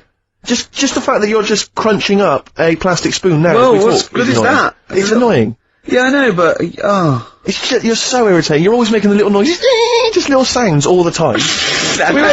we were working yesterday, right? And I was typing this, and he had an elastic band between his teeth, right? I don't know how he how he just seems to end up with an elastic band between his teeth, right? And he was flicking it, so it was making a noise, boom, boom, boom, boom. What were you saying? You were just going, the rain on Spain falls mainly on the plain. The rain in Spain stays mainly on the plain. Just kept doing that, right? Repeatedly. I eventually, what are you doing? What are you up to? He went, no, sorry. Tried to wrap the elastic band round his face, right? It flipped up, hit him in the nose. Right, he screamed, because that hurt, obviously, it came quite tight. And he said to me, if I can flip this elastic band and hit your glasses, right, not your face, but if I can hit your glasses, can I flip the elastic band at you? I went, well, how am I going to find out if you can, you might hit my face? He went, well, why don't you cover up the skin on your face, your nose and everything, with some paper? Which he did! Yeah, just to keep you happy. Yeah. And then he flicks it at me, so I grabbed it, flicks it at him. He ran off screaming, swearing at me. Oh, don't frighten me. I was saying, don't be childish. Retaliation is childish. I did it first, so... It's pathetic, endlessly. Just this kind of... No, but you agree with me on that people who just, I can't stand noisy eaters, people who go... No, like that. I do agree with that. And people eating crisps, as I said before, people eating crisps in cinemas. Well, anyone who's making noise in the cinema. It's I know. They must be mental. They've gone to see a film, there's people they don't know there, everyone's paid £8. And they're crunching away. Oh, leaving their phones on! I was in the cinema, there was a 16-year-old girl, took a phone call in the cinema, the film was running, she went, hi, yeah, I'm in the cinema, started having a conversation on the phone. I was thinking, how important is this call that you've got to receive? Oh, it's Tokyo ringing, Mr. Yakamoto's there, the deal's going through. It's Saturday afternoon, you should be up there, hairdressers. I was in the cinema. Oh, by the way, Mr. Yakamoto's coming round tonight, and we can't use my pad, so you've got to make him a meal. Yes. Don't you and your wife muck things up for me. But I was in the cinema, it's not long ago, and, I went to see that, I think I was off to see that film, Crouching Tiger, Hidden Dragon, or whatever it's called. Do you know Well, they could be on the phone for that, because it's subtitles. So it's not going to ruin it, is it? Yeah, it wasn't her. I was sat next to another woman. She was crunching away, big fat woman. No, but he's got a good point there. Loads of people could be on the phone in there, and it wouldn't sort of niggle you. Fine.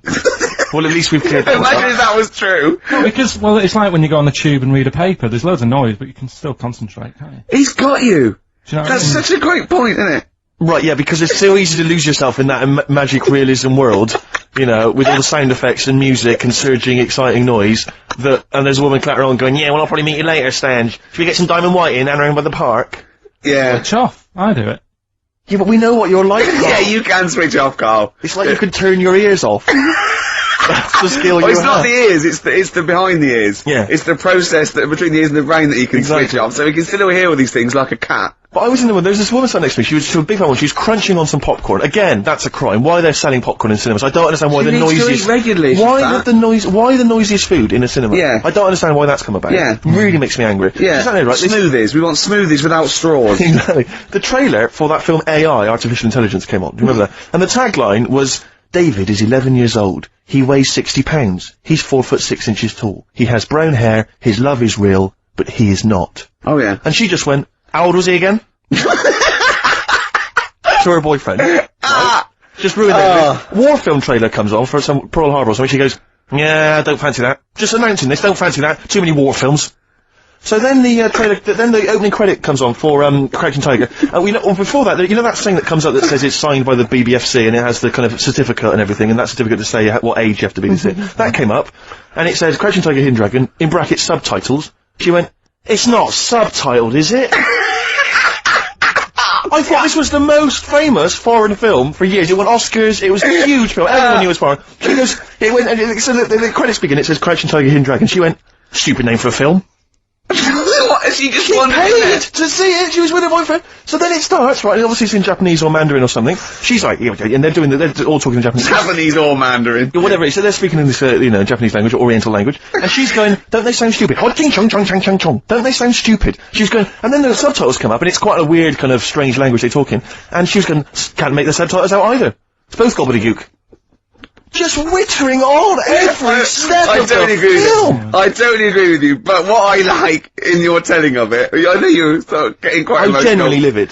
But she went Mandarin or Japanese, some Oriental language, and well, I don't know what it was. It's a strange language. It's a strange language. Well, anyway, oh dear. So then I moved. I climbed over several seats, made a big huff of, make a big show of moving. Yeah. Sat next to a guy on the phone, just chatting on the phone. Oh, the guy mental at that. So now I hate that film. I didn't enjoy it. I don't like seeing it. I don't want to even think of it. It's subtitles, isn't it? What? Rubbish. That's why I get videos.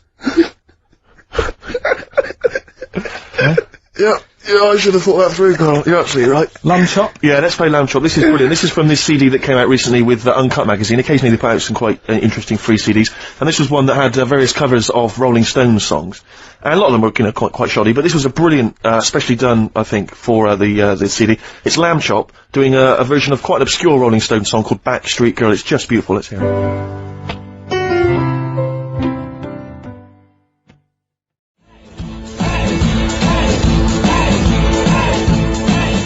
Andy Warhol's, get off. Getting a little bit blasé now.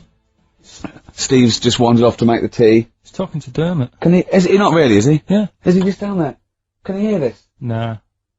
That is a bit shoddy, isn't it? Yeah, it's not I'm going to see, Pop Idol tonight. Oh, yeah? Yeah. Yeah, who do you think will win? Will or Gareth? I don't care.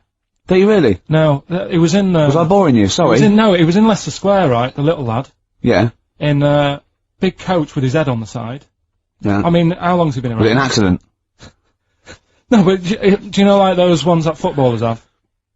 Big heads? No, they're really big coaches. I mean, he's only small. Big coach, what, like? I don't know why he needs trainers, you mean? big coach. Look, if you're just gonna be like that, I'm not telling you. Sorry, go on. Big coach. Yeah. With his head on the side, and he came in and his picture on the side. Yeah. Right. And about 200 kids screaming and going mental for him.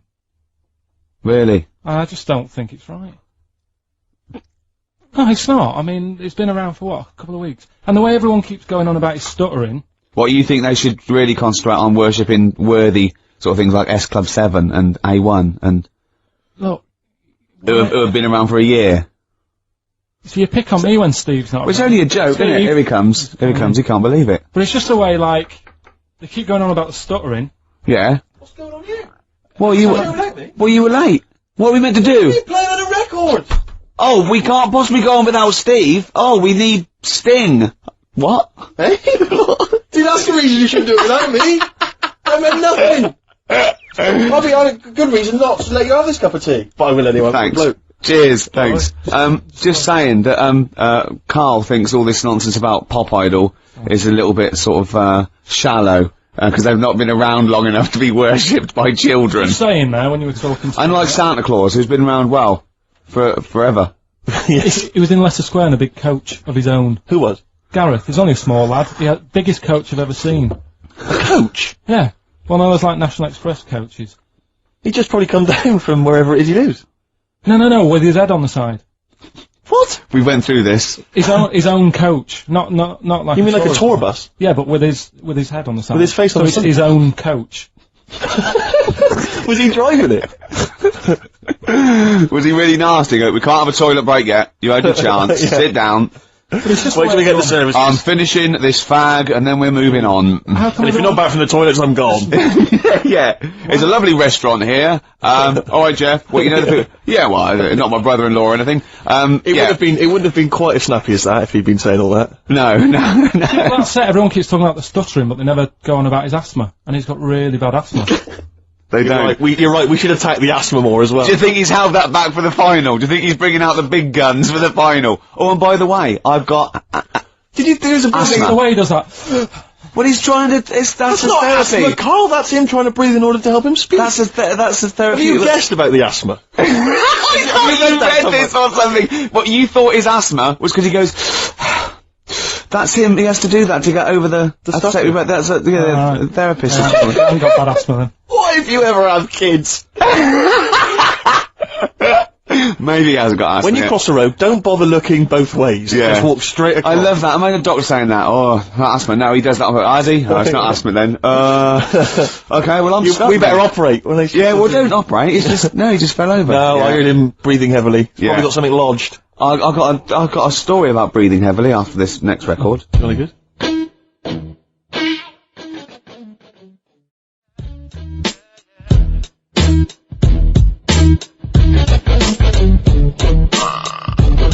Munch got you. Although Steve thinks it's Monk. It makes more sense, don't you think? Monch is a bit of a rubbish word, whereas monk, brilliant. Yeah, but let's not discuss it.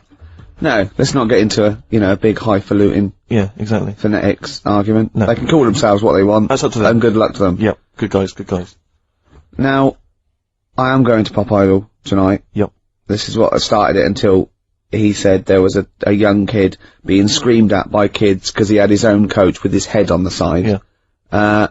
You did sort of like... I don't know why you're going there, Rick, because you know who's going to win. It's going to be Gareth, and there's no... Not necessarily. Yes, it is. Oh, it is. No. Don't even fool yourself trying to drum up some excitement. Well, look, wait. You see, they both got about the same vote, and Darius has got like 1.5 million. Now, I don't think the Darius vote was sort of like the Gareth sort of floating voters.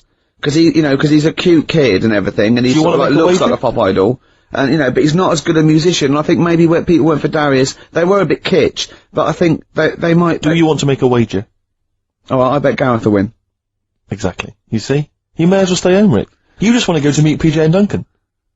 Yeah, they call themselves Out on Deck nowadays. Well, fair enough. They're my favourite. They'll always be PJ and Duncan to me, and they're brilliant. They are brilliant, aren't they? They're the best It seems to me presenters. there's no one else, like, on TV that kind of unites everyone. I don't think there's anyone really that can honestly say, if they're being honest, that they don't like Ant and Dec. I know. It's like, there's no one else like it. Phone in if you don't like Ant and Dec. And I'd like to hear your arguments for it, because and I'm not saying about this ironically, I like a couple of kids presenters ironically, I think they're genuinely good. Yeah, they're good. They're likeable, they're funny. Yeah, and you can see they've got a great relationship as well. They've got that sort of Morecambe and Wise, every man appeal. They're brilliant. Yeah, well, we love Ant and Dec. Did you see in the week, there was what's his name? The fellow that, Dominic Mohan in The Sun, he's the kind of entertainment guy. Yeah.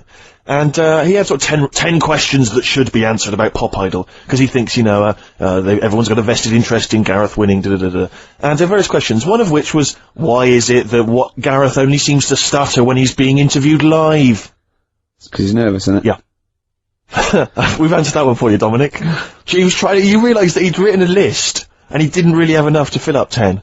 Although you were nasty about his stutter. You said it annoys you. No, I'm not arguing that the stutter annoys me. His query was he thought that he was affecting the stutter in order to win the annoyed at someone stuttering though? Really annoys me because it's just embarrassing. It's cringeworthy. See, the thing is this, I know people say, it shouldn't be an issue, right? We're talking about a pop idol. Now, everyone accepts the fact that he's got to be a good looking guy to be a pop idol. We all accept that. And I'm saying I also want him to be able to speak properly to be my pop idol. I'm not saying that there's anything wrong with having a stutter. But I'm not saying there's anything wrong with being ugly. That is true. There is true that there's a body fascism. Yeah, there should also be a vocal fascism. Yeah, but there's not a trauma if you don't look like a pop star. There is a trauma in society if you can't speak normally. So it's a much bigger issue. His trauma? Well, yeah, of course it is. But it's not. I'm not arguing about what we think, because a lot of people think that a lot of people get abuse if they're ugly. I mean, I'm guessing. I'm assuming that's the case. Well, I can't speak very well. I don't know if that's the case, but... We'd make one great pop star between us. I don't think so. My looks and your talkie. Oh. Although you sound like some sort of weird Wurzel. I'm not trying to be a pop idol! People can idolise me in their own small ways. Oh, dear. Oh, God. Look at us three. Imagine if we tried to be like, BB Mac. Or light funky ones. I'm just thinking of like 3 good looking guys. Genesis. Did I mention about when we were in America? Did I mention that last week? The Police, no? Did I mention this to you, Carl? Oh. I mentioned it last week. Yeah. When I was in America at a wedding, went to a wedding with some friends, we were walking through America, there's 5 of us walking down the street in New York, and a car pulls up, and some Chinese tourists lean out, and they went to us, "Excuse me, are you NSYNC?" And we said, "Yes we are." And they were taking our photo and stuff. Just think of Steve. at the back, sort of like 2 foot taller than the Which others. member of NSYNC is 2 foot taller than all the rest? Don't Chinese people like tall people or something? Right, play record. No, seriously. No, because it's... I don't think you know what you're talking about, Yeah. Carl. We're likely to get in dangerous territory. Yeah. Don't Chinese people like tall people? There's something... I'm sure. Do you know, like I was... Phone in if you're Chinese and you like Carl, tall people. what worries me is that when they did Chinese lessons, you were down the beach in Wales. In Ruth Maddock. Paul Maddock. Paul Maddock. Oh. Do you want to play Lou Reed? Oh, this is Song for the Lovers. It's a beautiful track. It's Satellite Love. It's classic. It's gorgeous. It's Lou Reed. Rick, can I dedicate this to someone? Go on then. Carl, you shouldn't have pressed the button. Well, he's doing his job. You No. shouldn't have said, can I dedicate this to We've someone? had a letter. Yeah. Sophie wants to dedicate a song to her boyfriend Peter. They're firm fans of the show. Let's right. play Satellite of Love for them by Yeah, Lou Reed. beautiful. Song. Song for the Lovers. Don't ruin it this time, Carl.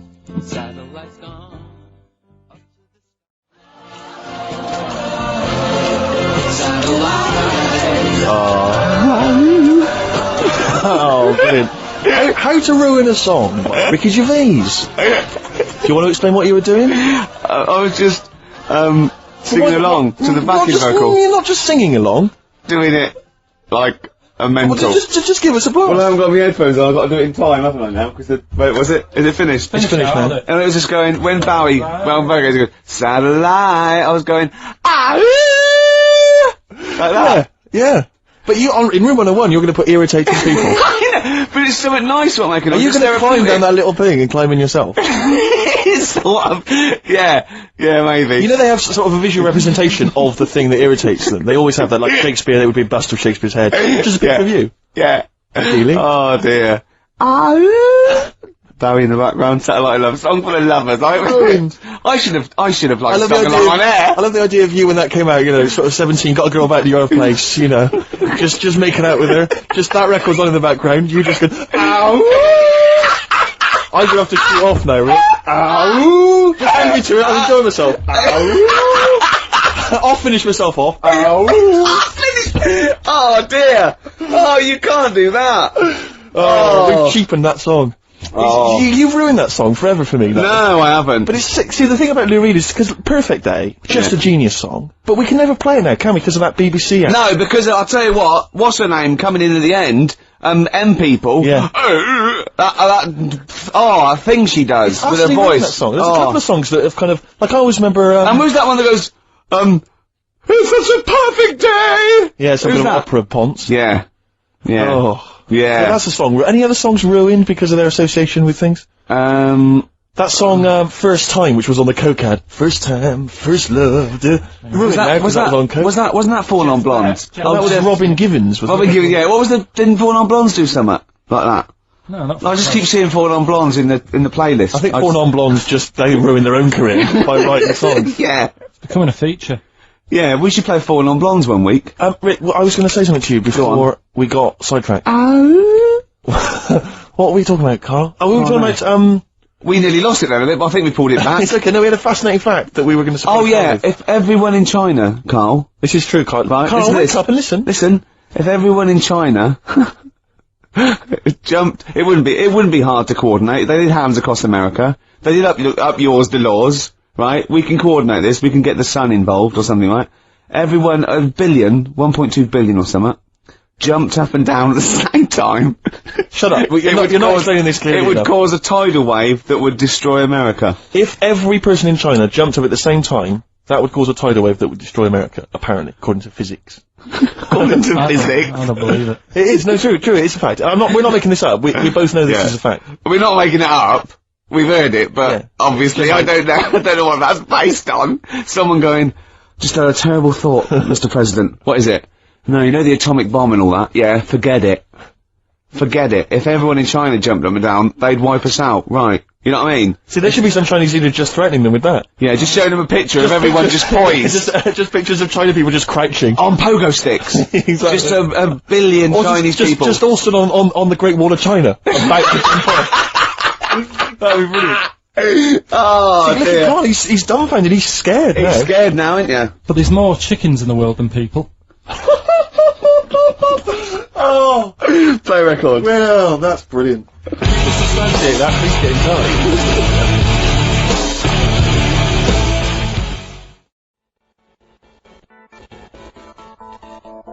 What an amazing track. Incredible. No one else is playing that on a Saturday afternoon, Rick? No. Are they?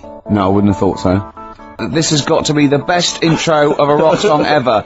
The fact that I was saying it about The Who and he was saying it about Money for Nothing is irrelevant. Yeah. Oh no. Someone made me sit in their car once, with their new car stereo system, so that they could play me the beginning of Money for Nothing. Oh. Just sat there, I was like, yeah. Have we got that? You've probably got that in the library, haven't you? Yeah. Is it right that Roger Daltrey in The Who? Yeah, that's right. His kid is in EastEnders, the one who plays Robbie. Something my mum told me, and I don't know if she's got it right or wrong. But it does look like that's him. Dean Gaffney? Yeah. But he didn't want to go off his dad's name and that, so he's changed. So he used his brilliant talent. And his pox-faced. do you know if that's right? I don't know. It looks like him, doesn't it? Well, I'm sure that's libelous if it's wrong. Oh, right, yeah, you'd be ashamed to have Roger Daltrey as your dad. Well, no, but Roger Daltrey might not want it getting round that he gave birth to Specky. Yeah, right, actually. I see what you mean. Spotty, so I looked at you. Yeah. Alright, calm down. Well, you've got a nice clear skin. At least I didn't call you spotty goggle-eyed freak, boy. You've got a nice skin, a nice complexion, smooth-faced, goggle-eyed freak, boy, fish. Thank you. Yeah. That's be nice. Carl, what? Don't you like us arguing? Is it like Mum and Dad arguing? Do you get all... It's a bit like that. In the caravan. There was nowhere to escape to. Oh no, rattling around. Did you make any friends when you were down on the caravan site? Yeah, a lot of people from Birmingham were there. What kind of pals did you have? What were their names? I can't remember, it was years ago, but they all had rich parents. Right. Like, they had, like, their own car to drive around the campsite on and all that. Right. Yeah. So I used their to own think about fence. them. So I'd have a go. And, but they were mates, and you saw them every year, did you? Or every 3 weeks when you went down there? Yeah. Oh. And you didn't keep in touch with any of them? No. I'll admit now, I went to the same place in a caravan for about 6 years running. I went to a place called Riverside in Bognor, because someone round the corner from us had a caravan, two-berth caravan. Me, my mum, and my nan. I think I'm really lucky to have had it, really. Because a lot of mates who I had didn't have enough money to go on holiday, and they just get a present for the summer holiday. Of course, they've got an education, so it's yeah, but Carl, the thing is with Carl is, right, I want to give him gifts. Yeah. I want him to have the loveliest Christmas ever. I want him to go pony trekking. Do you know what I mean? I want to just... Scared of horses. So many things we don't know about Carl. Fell off one out of fate, and the woman didn't know what to do. She couldn't handle the horse. It was running off. I was hanging underneath, getting a kick in the head. Never Really? Now, hang on, what age were you? This could explain a lot. I was about 6. That makes a lot of sense. I think we got to the bottom of it here. Oh no, got kicked in the head by a horse, lived in a caravan, and had to live in Wales half the time. Oh. Then no wonder this is your favourite time of the week. Do you look forward to this all week, these 2 hours? It's alright. What would make you truly happy, Carl? Do you mind me just asking that? What would make you truly happy in life? I was thinking about it in the week and I don't know. You don't know? There's nothing that you particularly want that you feel like once I've got that... Well, the easy answer there is money, innit? But I don't it's not I true. don't know if it's true. No, you just need enough money. Do you feel spiritually satisfied? Yeah. Yeah? I'd say. Carl, have you embraced the good word of the Lord? What do you mean? Well, Jesus Christ, our Lord and Saviour. We're having a meeting tomorrow. It's in the church hall, and we'd like you to come along. I went to a church. Rick, I've got to say this. I got this housemate who I don't know that well, and I've been living with him for about two months or something, right? Yeah. And he's in the kitchen, he's washing up, and I just turned to him, right, and he doesn't know me that well because we sort of talk to each other now, but we don't know. And I just turned to him, I went, Matt, have you got to know the good word of the Lord? And he went, and he looked at me with utter fear in his face. And I just went, I just think we should sit down a bit and just talk about the word of the Gospels. And he just looked at me, and he was utterly petrified. I just started laughing, cracking up, and it's the sigh of relief. He was absolutely petrified. It's a brilliant game to play if you're getting a lift on a long car journey with people you don't know very well. Just bring that out. Yeah. It's so terrifying. Yeah. I went once. If you're also another good one is when you pick up the hitch. I say like, I wonder what this car would look like on fire. Exactly. Things like that. Yeah. Yeah. Yeah. Sometimes I like to drive the wrong way down the motorway. Yeah. Yeah. Would you? What does a knife feel like when it's going into your eye? Oh. What? Did you see that story in the week with a farmer who got his arm stuck in a bit of machinery, and he was going on about. I mean, he came on with a false arm, so he knew something was wrong straight away. But you knew it wasn't going to end happily. But he was he said, I'm a farmer. I've been a farmer for years, and I'm always telling people don't stick your hands in machines. He said, but I got off my tractor and the machine had stopped, and he went to shift some, I don't know if it was a Coke can or something that was in the field and killed the machine. But he caged drinking Coke. Oh, this is not the famous one that about 15 years, and he took his arm to the hospital, and he was making jokes. His arm was in ice. He didn't take his, no. What it was his hand went in and the machine started again. Yeah. And it started pulling at his skin. Oh. Right? So like the skin was coming off his arm. Yeah. And it was going around the rollers. Yeah. And he's pulling back like that, so he's like, oh god. Yeah. And the skin's like being wrapped around and it's like pulling it. So he can see his bone and stuff. Oh no. And he was there for like ages going, oh god. And he had a penknife in his pocket. So he got that out with the other hand, managed to open it. I mean that's because they stick, don't they, after a while. I've got one of those Swiss Army knives. Well, that's what it was. I can't do it with two hands sometimes once they get all full of gunk. He managed to do that with one hand. And cut away the skin. That's not true, is it? Yeah. Has he learnt to farm again, like the drummer of Def Leppard? Has learnt to drum again? Have they got just like the handles? Can he farm now with just one arm? He was good because he was making a joke out of it and that. Oh, that's good. I think that's good, but that doesn't mean you can, Steve. Then no, sure. He had to cut his own flesh off to escape a combine harvester. Yeah. He doesn't need you know, making wisecracks. Do you know what I mean? Sure. I just always remember getting a hot plate out of the oven when I was younger, and that absolutely killed. Yeah. It stuck to my fingers, and I just thought the pain that he must have been going through. Yeah. Must have been what? You must have been worse than a hot plate. Oh. It must have been worse than maybe dropping a pie. Yeah. Yeah, I think you're right.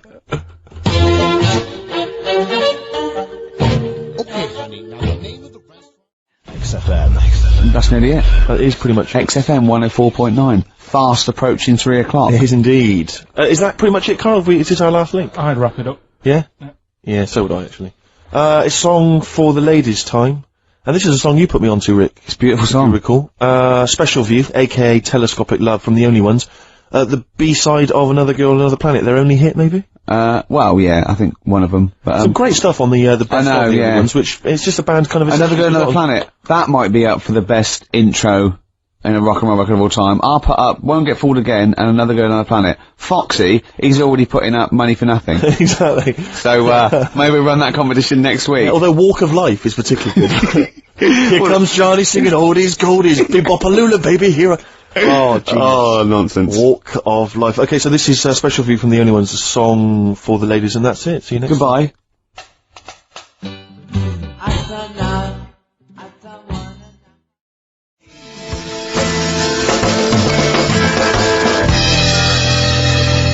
Athlete and Westside on XFM 104.9, sunny day, 2007. It's going so well, wasn't it? Yeah. Going so well, but Ricky Gervais. Once again, the English language tripped you up. the mouth with the tongue lips. Exactly. Was all over the brain and talk. The brain and talk through the throat. Oh, dear. Oh, language is his tool. Look, I think we should do some introductions, because I think it seems to me every week we kind of... Everyone knows who you are, because you're, you know, the face of the moment. But they forget who, you know, me and the K-Man are. Well, with me, Steve Merchant. Hi.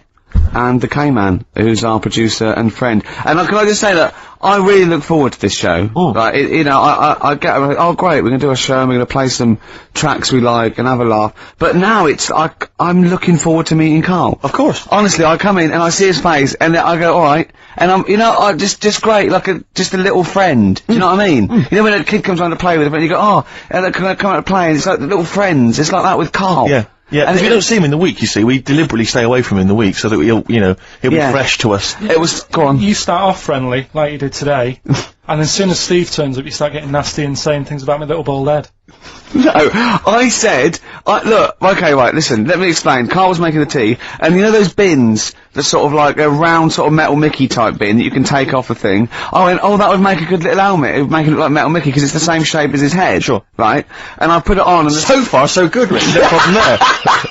That's just two mates having a laugh. Right. You're putting a bin on another man's head. Right, right. So I put it on, and the swing bit, through gravity and the angle, swung and hit him in the nose. Sure. Right? He went, ow! And I went, I said something like, it's alright. Yeah, of course, because you were being amused. Yeah, I said, it's alright, don't worry. Yeah. And he went, no, I've just washed my hair. Yeah. That annoyed me. That did annoy you, sure. Because there was lots of, like, shit and coffee and and horrible gunk on In his hair, or? No, in in the inside of the bin. Sure. But what annoyed me is he's hardly got any hair. Let's be honest, he looks like Moby. Yeah, so I said, I took the bin off. Yeah. And I was having that, and I thought, you ruined my fun, is what do you you know what thought. I mean? I said, what's your hair? I said, we could do that now in 30 seconds. Yes. And he looked at me like I was in the wrong. I know.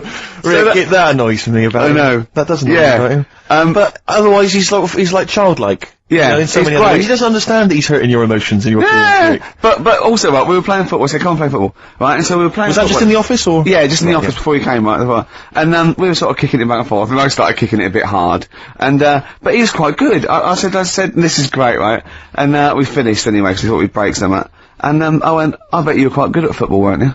And I actually thought he looked like quite a natural, I thought he'd be good, he's from the north, and I thought that's all he'd have. You know what I mean? Exactly. And he went, I said, I suppose you're quite good at football, and he turned, the quick as a flash, I went, I've scored once, right? He said, and that's because I was being chased by a bee. And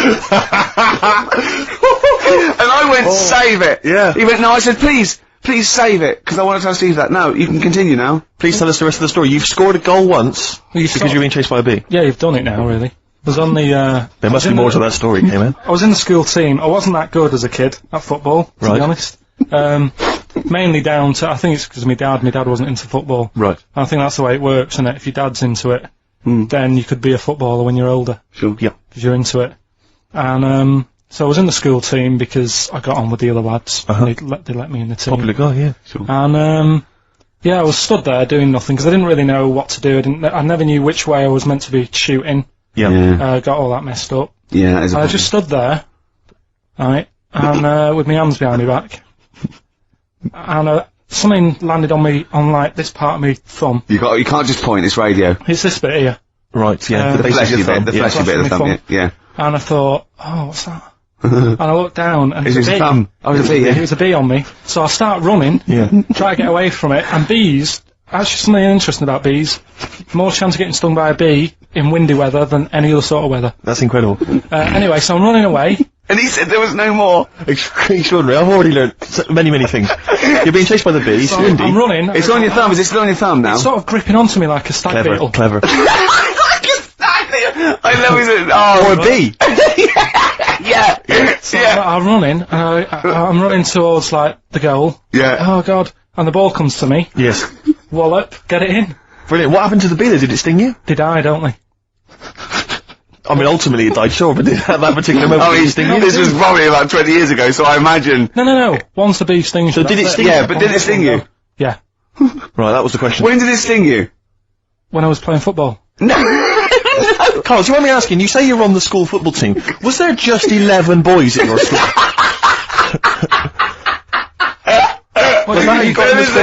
Listen, Carl. Oh, what I mean is, at what point in this story did the bee sting you? Straight away? After or half time. Play a record, man. Oh, he's the best!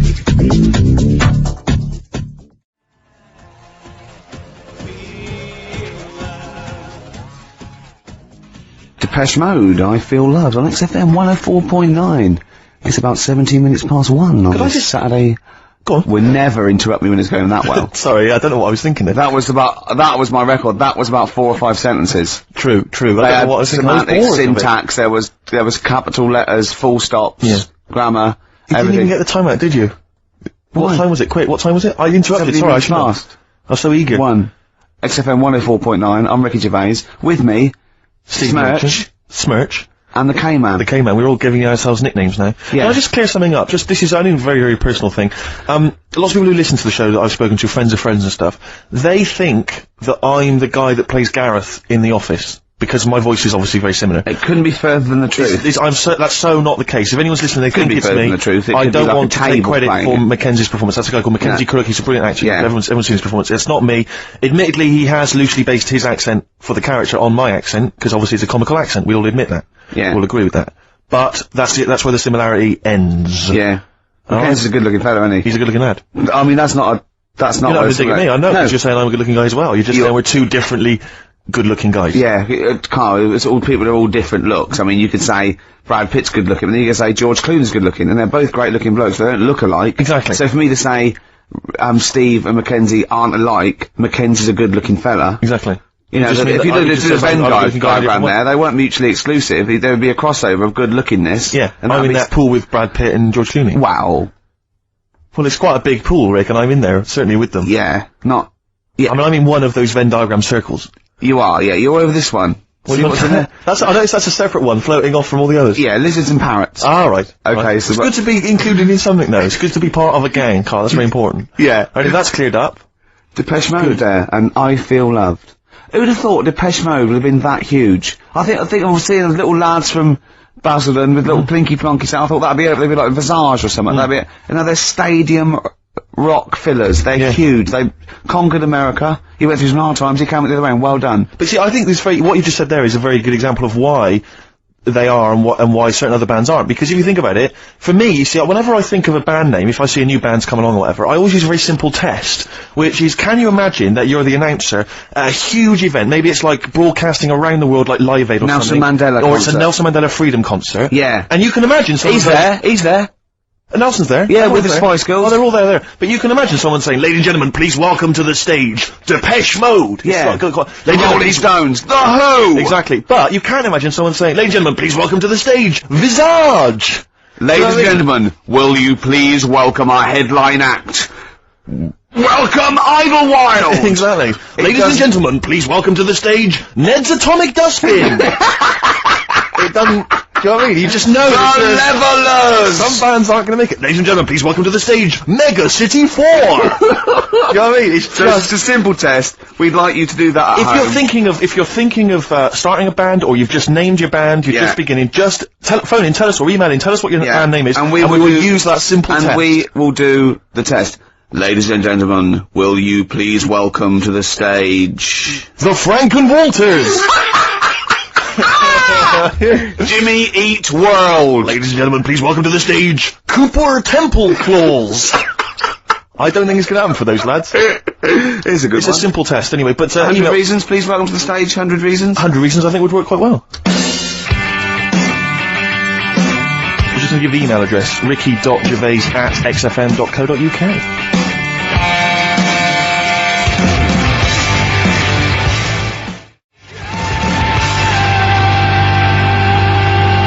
Reasons, if I could. Ladies and gentlemen, will you please welcome to the stage, Pop Will Eat Itself! Carl, have you got like a sound effect or something of like, get the atmosphere Cheering. we're going to test? Cheering. We'll seek it out with. Have you got something there? Have a look on there. I'm just looking in the NME, for the kind of forthcoming gigs of the smaller known bands, and, it might be a useful place to, just begin the, Ladies and gentlemen, peoples around the world, will you please welcome to the stage, Chumba Awamba! Have you got a sound effect? Have you got one? Nice, yeah. Ladies and gentlemen, will you please welcome to the stage, the Parkinsons! Playing in Leicester this week, so look forward to That's them. a good plug, isn't it? Let me see who else. If anyone wants to pop down to Leicester to see the Parkinsons. Ladies and gentlemen, please welcome to the stage, Cyclefly!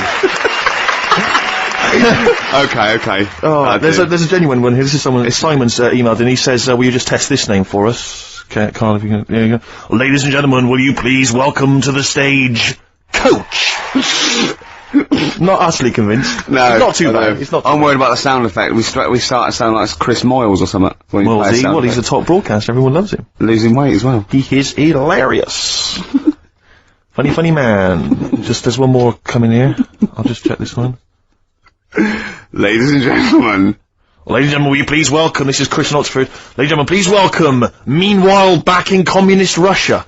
Is that a band? I assume so. I assume it's his band. Yeah. Well, how does he listen to us in, hold on, though, this is only local radio. How does he listen to us in Oxford? Well, if only there was some kind of digital format that he could listen via the web net. What is Carl, it? what is Can do the, that. What is it? What? how does he listen in Oxford? You can listen on Sky Digital, Go on. channel 864, Lovely. 864. Yeah. and On the internet? web, Yeah. Okay, what would that web address be? xfm.co.uk. Sure. Click on the audio, Yep.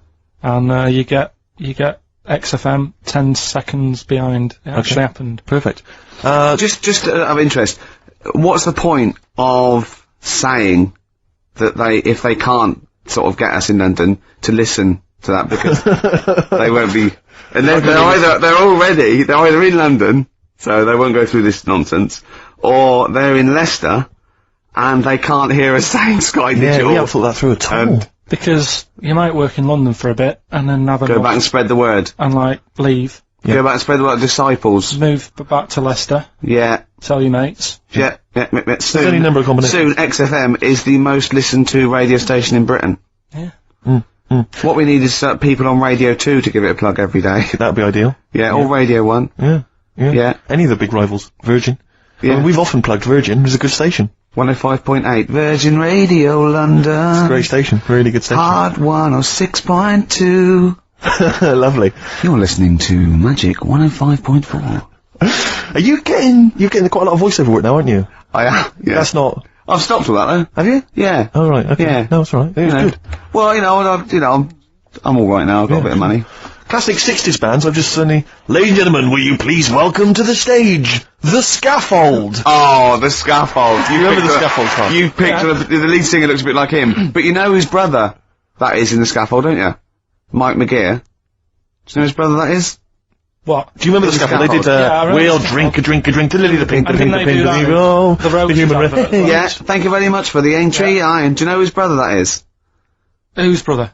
The lead singer? No, the Mike McGear in it. The sort of one of the main men in it. He's one of the songwriters in, The Scaffold. Paul McCartney. Is he? Yeah. I didn't realise that. Yeah, that's Paul McCartney's brother. Think of that when they go home for Christmas. So I think Lily the Pink was what, about 1970?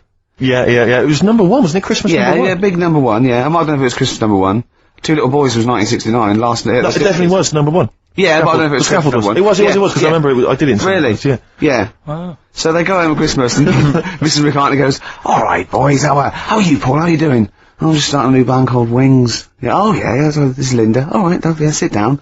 Mike, what are you doing? Just had number one. Brilliant, round of applause. How many number ones do you have, Paul? 19. Still. We know what we like, don't we? We'll drink the human race. Paul goes, wow, if you want to. The long and winding. Boring. We'll drink a drink. Linda, do you want to be in The Scaffold? We're probably going to go on tour and stuff. I know you love it. Well, I quite like it. Yeah. We'll drink. You're not going to be in Wings if you're going to play with him.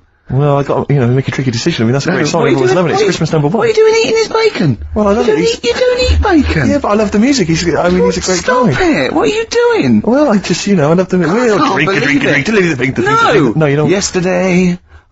All my troubles seem so... Thank you very much for that. Entry, Iron. Imagine that, because imagine everyone going, well, you've had 19 number ones. I mean, it can be very time. Yeah, if things stay like this with The Scaffold, I'm going to rule the 70s. Yeah. If things that carry on going like they're going now, The Scaffold, ladies and gentlemen, will you please welcome to the stage, Beck. Oh, nice one.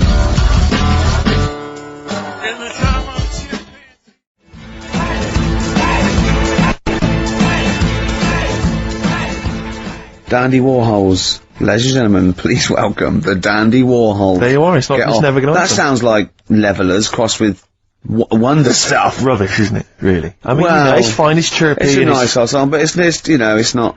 It's that thing of, it's just not essential. You just don't really need it in your life. If it never occurred, you wouldn't mind. Yeah. You know? Do you know what Carl just said? Go on. Were you listening? Not really. He looked out the window, and he looked at me, and he was looking at me, and I looked over at him, and he said, see, that would be good to die now. No, what? He went, that weather, that would be good to die. And I said, of what? He went, old age. Yeah. What's going on up there? He's a philosopher, Rick. He is, He's on a different plane to us. You can't say it like that. The other week, I came in when it was really miserable, and I said to you, God, can you imagine dying today? Yeah. Whereas today you feel it would be a much better day to die because it's bright. The curtains open, sun shining. It's like... I mean, you'd still be a bit angsty about the dying thing, wouldn't you? I mean, I don't suppose that would be alleviated. Yeah. Sure. Okay. Well, hopefully we'll still be broadcasting, when one of us reaches that happy moment, and we can check. Yeah. There's quite a lot of emails, Rick, coming in about, band names. I think a lot of people are going wrong for a simple reason. They think it's funny to have an ironic band name. Yeah. They think it's a bit comical. And I just don't think there's any great bands that have had a comical name that have made it into stadium filling. What was that band? Where's Me Jumper? What were they called? I don't know what they were called. I mean, the obvious example of one that was never going to make it internationally. Splodgeness abounds? Splodgeness abounds? No. I like them, though. Splodgeness abounds. Splodgeness abounds, they were great. Ladies and gentlemen, please welcome to the stage Carter the Unstoppable Sex Machine. USM. These are some of the ones we've had emailed in. These are bands, obviously, that haven't made it so far, and I don't think they will. Ladies and gentlemen, please welcome to the stage The Lazy Birds. Nope. No. Ladies and gentlemen, please welcome to the stage The Paperclips. That's not a real band, That's what is it? someone sent in. I know, but no band name is weirder than the others, and also you grow into it. I mean, the Stones and the Beatles are iconic because they are iconic bands. What you think you'll grow into? Ladies and gentlemen, please welcome Shuttle Rock. Ladies and gentlemen, please welcome Treehouse Casino. I don't think they're gonna... That's just made up! Well, possibly. Well, they all are, but they all obviously. But my point is, people say there's no logic to band names, but if you think a band name like the Smiths, Great. that's genius. It is, It sums up everything that band is about, Yeah. you know, the kind of... They're capturing that mediocre world of grim up northness, you know. My favourite, Sonic Youth. Sonic Youth is genius. Nirvana. These are incredible band names, so Yeah. there is some logic to it. Yeah. I genuinely Sonic believe. is It's not just brilliant. arbitrary words. What about The Madness? Cure. The Cure. Madness sounds rubbish, but they're good, aren't they? Yeah, but again, they were never gonna be world beaters. But they were a comical band, essentially. Yeah, they they were were, a but knees they- up party band, yeah. and Madness is fine for that. But they had some great songs as well, and then it sort of turned it all, because then... I mean, Rick, I don't know how many members... Not Home Today is a great song, and This is from an email. I don't know how many members of the band there are in Chimney Factory, but if there's 5 people, who decided? Had they all agreed? Yeah, that's the best name Do you know we what I can come reckon up with. decided? Dell. Right. He started the band, and they Yeah. rehearsed around his house, so Dell went, look, it's called Chimney Factory, because my granny's doing it. They go, alright Dell, but it's not, I've got some other, but no, Yeah. it's called Chimney Factory. I own the van and the amps. There's Paperclips gone, there's a band in Leicester called Paperclips. We can't, we just argue over that forever. Anyway, just all I'm saying is think before you name your band, alright? Because it's never going to happen if you've got a comical band name. There was a feminist band called Clitoris All Sorts, which is quite good, isn't Yeah, it? but you laugh, and then you just think, oh, Yeah. you know, I'm never going to have that on my t-shirt. Imagine that, clitoris all sorts.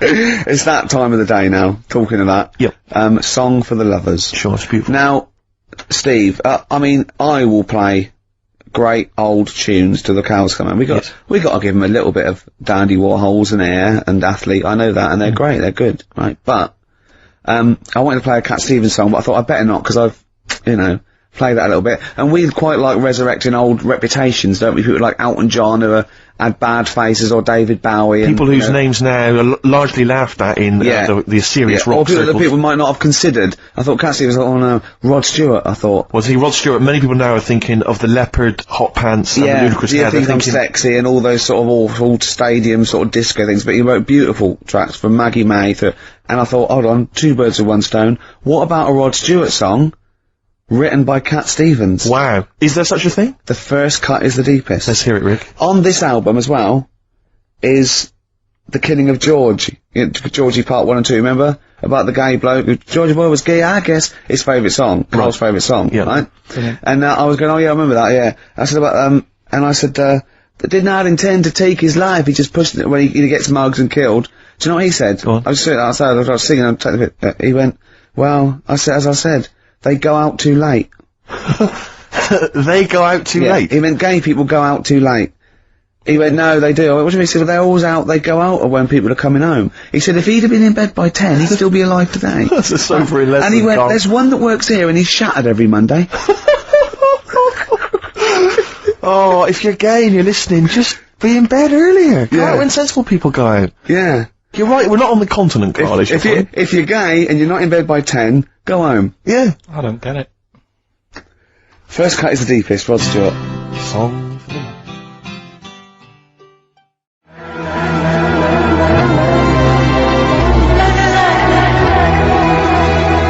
Air, Don't Be Lying, XFM, 104.9, 5 to 2. Absolutely. Ricky Gervais with me, Steve Merchant. Smirch. Smirch. The Smirch. The Smirch. And the K-Man. KP, Karl Pilkington, the K-Man. Pressing the buttons. Yeah. See that in Heat this week? What was it? About the campaign to stop Karl going back to Manchester. You know, because he's a miserable sort of northerner who goes, London's crap and I want to go back up north. Yeah. And I only need 40 quid a week to live up there like king and all that sort of Yes. rubbish. Right, well, Boyd from Heat, well, we met him at the, that award ceremony. Oh, yeah. And, we were saying about, oh yeah, he really enjoys Karl. He's getting a lot of people like people Karl. love him. And I was going, oh yeah, but he's thinking of leaving. He's going, oh, start a campaign. And he did, and he put it in there. So the campaign, so write in if you like, Carl. If you think he's really annoying, then we'll stop talking to him. Yeah. But I mean, I like him. I love him. Yeah. Have you ever read the White Van Man column in The Sun, Carl? I've seen it. Have you familiar with this? This is where every day in The Sun they interview a guy who drives a white van, just, in order to get the kind of voice of the man on the street in the paper. And he has to answer, or just give his opinions, really, on events that have made the news each week. Just thought we could maybe throw some of these at you, Carl. Go on. Because we know to see what your views are. Yeah. So, just the first thing that comes into your mind, the sort of, your initial reaction to each of these. Top all things, but you don't need to know about them, it's just your philosophy on it, yeah, so. just your views. Yeah. I had a few days off this week, remember, so I don't know what's going on in the world. Yeah, you stayed in London though, didn't you? Yeah, You didn't bury yourself, did you? I normally see the news, but I didn't this week. Okay. So what was your view on Will Young beating Gareth Gates in the final of Pop Idol? Don't like him. You know what I was thinking about when I was watching it all the way through? Yeah. How he looks like he's got a wire coat hanger in his gob. That sort of... Right. Get his radio, Carl. Radio. It's a great face. The funny face you're pulling, doesn't it? And, a radio. And that's a problem for you, is it? And just the way he's from a really rich family. I opened up the paper on the Monday or something, and it had like, he went to a posh school and he's got loads of money already. Yeah. It's just a bit... Key. Right, what's the second question? There have been huge rises in street crime, especially muggings and carjackings. What's your view there? More youth clubs are needed, aren't there? You think more youth clubs? I like that. No? Okay. I like that because it's so 1950s. Yeah, it's sort of like you want a Bobby on the beat that'll clip you around the ear. So once they've come out of national service... Yeah! No, I love that. And if you find someone smoking a wood bomb, you make them smoke 50. Yeah, exactly. Oh, this is great. That is great. Did you used to go to, youth clubs? Yeah. And they kept you out of trouble? You used to get into a fight afterwards when you came out. But for the sort of hour and a half you were there? You had a bit of pool and some boxing and a bit of pop. Yeah. So more youth clubs, that's good. I love him. I love him. If you're at home, just make notes, because this is brilliant stuff. Honestly, you won't hear more honest, from the heart stuff than this. This is great. Go on. This is not pre-planned. These are your direct responses now. I promise you, Carl did not know what we were going to do. He never knows what we're going to do, and he always answers honestly. That is the beauty of Carl. It's not an act. What is your view, Carl, on New York's former mayor becoming Sir Rudy Giuliani? Sir Rudy Giuliani. Is he happy with it? He appears to be pleased with it. Let it go ahead. Fair enough. Okay. Go ahead. Oh, he's genius. Okay. Is he happy with it? He's like your nan. Yeah. What do you make of Michael Greco's character Beppe being axed from EastEnders? Problem for you? The whole soap thing. What's it's back in Coronation Street, isn't she? What's her name? Who? Bet Lynn's. She thought she'd go off and be a bigger star. Yeah. All went wrong, and now she's coming back. Yeah. Always happens, doesn't it? Beppe will be back. Yeah. No one really cares. Sure. What was the van reply? What was the guy? The White Van Man says, obviously they feel the character has run his course, but I think he's a pretty good actor and I can't understand why. So, I mean, obviously there's a White Van Man there who's also got an opinion on script development. The through line, like the narrative through line of soap opera. The 12-week narrative, the arc really showed itself up. There's two last ones I want your opinion on here. What do you make of a cat that's been cloned in a secret 2.5 million research project?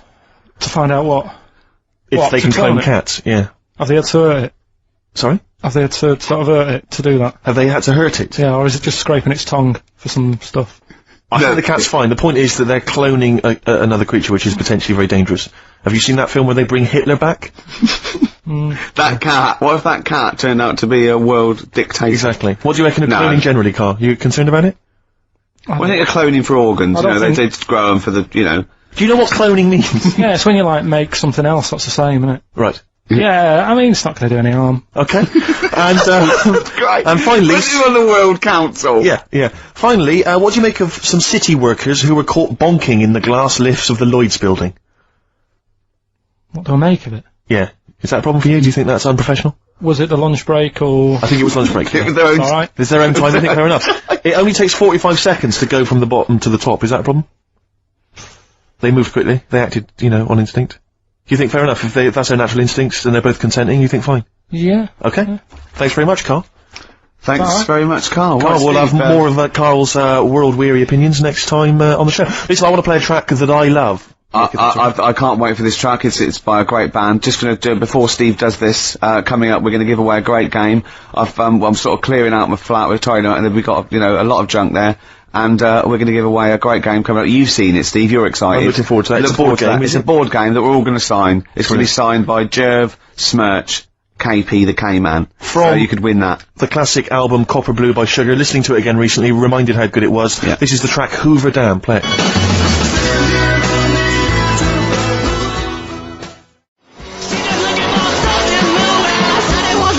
But it bears repeating now. White Stripes, Fell in Love with a Girl on XFM 104.9, it's 2:10. Right, okay, that's the first hour out of the way. Next hour, Steve, I've got a game to give away. As I say, I'm sort of cleaning out my flat a little bit, and we were going to throw away stuff, and I went to say, oh, whoa, don't throw that away. Yeah. I can give that away on the show, because XFM don't give us anything to give away. No. Does anyone care what happens weekends? No. There's people coming here going, oh, he hasn't turned up, fiddling with stuff, fire alarms going off, the library. But we were looking for a track we played a couple of weeks ago on the same album, and it's gone. Yeah, it's been pinched since we last played it. This is I can't believe it. They're moving. That's like a tip out there. And I have to. No, it is a disgrace. It is. It is absolutely. It's disgusting. How many of the DJs on this station have won multiple awards like Ricky Gervais? Yeah. How do they many of them are double award winning? To have someone of my caliber.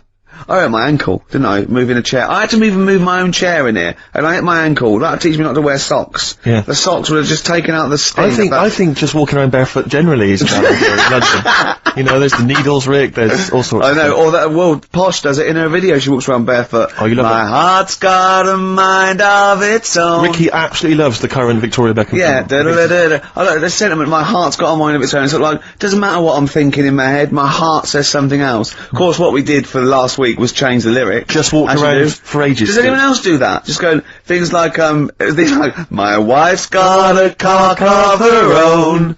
Things like that, and, Seriously, hours of amusement doing that. just changing it, just say, My knob's got some balls of its own. We're doing that for a week. Meant to be working. Yeah. Yeah. Anyway, you were going to give away this game, Rick. Yeah, it's called Donutters, and it's a game for 4 players, or 2 to 4 Have players. you ever played it yourself? We sort of got it for a party, and I watched some people, Can I try and sell it to punters who may... Yeah, go on. Play the part of a crazy donut-loving elephant in this hilarious game of fun and fast action. Yeah. You put on a little elephant thing, and you have to pull up get up the donuts. Brilliant. Can you be the first elephant to get all your donuts on your trunk? Be the first one... the first one is... So this isn't a sex game, by the way. There's no euphemisms there. Some of this is a bit slightly damaged, the packaging, that's why I couldn't read that. You're joking? Yeah. But don't worry, because you're not everything in asking there? much for this, are you? We'll start at £5. Bear in mind, it'll be signed by double award-winning Ricky Gervais. No, of course it's free. And, Carl went, have you got a question? I went, no. He said, well, something about the Elephant Man. Something about the elephant. Yeah, and I went, yeah. You know what, John Merrick? He went, yeah. He went, yeah, something about that. Awful, wasn't it? I went, you know where Michael Jackson actually bid for the skeleton of that? And, he went, what, would the skeleton be affected? I went, without it grows, that's what happens, it's nice. And he went, you don't see any of that about these days, do you? I just said, save it. Although, of course, you have to put on these masks when you play Donutters, so in Yeah. a strange way, that looks kind of Merrick-esque. Yeah. The game, Rick, I should just tell people listening, is Elephantastic. It is. It says that on the box. It is Elephantastic. It is Elephantastic. I mean, you yourself. Can I say a question, actually? This is a possible question. Okay. Should we sign it first? We should sign it, but, based on the Elephant Man question, obviously, we all know who directed the Elephant Man film. Sure. Don't Sure. we? So, yeah. Parker, no. David Lynch. Lynch, of course, yeah. But, do you know who one of the people that got that film made was? He's a very famous comedian. It was his production company that got it up and running. He may be an executive producer. I think he was even the producer of it. And, he's an famous American comic. Actually, you wouldn't imagine this was the same guy who is also producing a very serious, sober film like The Elephant Man, alright? We want to know who was that man. It's a bit hard for that. Well, yeah, but, I mean, that'll separate the meat from the chap. I don't know. Have you seen anything else that's Elephantastic? Not even Wellephant was Elephantastic. He was Wellefantastic. Rick, have you got any more memorabilia that you want to give to people? Maybe get rid of, yeah. Because I have to say, I've got the council won't take it away. I've got loads of junk in my house. I've got an old fridge freezer in the front garden. Anyone's welcome to come and pick that up anytime. I'll sign it for them. But what about children climbing in it? That's not one of those with the handles, is it? There's several children trapped in there. Yeah, but that's a sobering lesson. You know for the what? council who won't come and pick it up. It's a problem though, isn't it? Because you can't just Smash it up, you're right, no. I don't know what you meant to do. Well, listen, right, when I was growing up, I remember the council, used to charge £5 or something to take away, like, cookers and fridges, so my dad used to bury them. Down the bottom of my garden, I don't know, there's a cooker, there's a fridge, there's a freezer of some sort, there's a dog and a couple of cats, they were dead. I'm not saying my father's quite a mean man, as you know, but my dad used to do that with dead relatives. Yeah, because those funeral parties take the piss. Very expensive. So a funeral can be, you know, up to 40 quid. Exactly. You know what I mean? Whereas a shovel, borrowed off the bloke next door, that's a massive saving. And not given back, to be honest. Exactly. Yeah, well, he's gonna go soon. What's he gonna say? Okay, to win Donutters, signed by Mr. Ricky Gervais and 2 other blokes you've never heard of. It's fantastic. Yeah. And the question is, what was the name of the famous comedian, American comedian? Give up the number. That produced, and had heavy production involvement in the film The Elephant Man. The email address is ricky.gervais@xfm.co.uk. Carl, what's the phone number? 08700 800 1234. Right, next up, we've had a lot of requests. Carl's popularity is growing. They want to hear his Super Mega Mix, the Britney Spears thing. Big it up. Yeah, it's good. No, tell us what it is. Alright, it's, Mark being Blade, the vocals of The Unknown, over Britney Spears. Hit Me Baby One More Time. Let's hear it. It's highly illegal.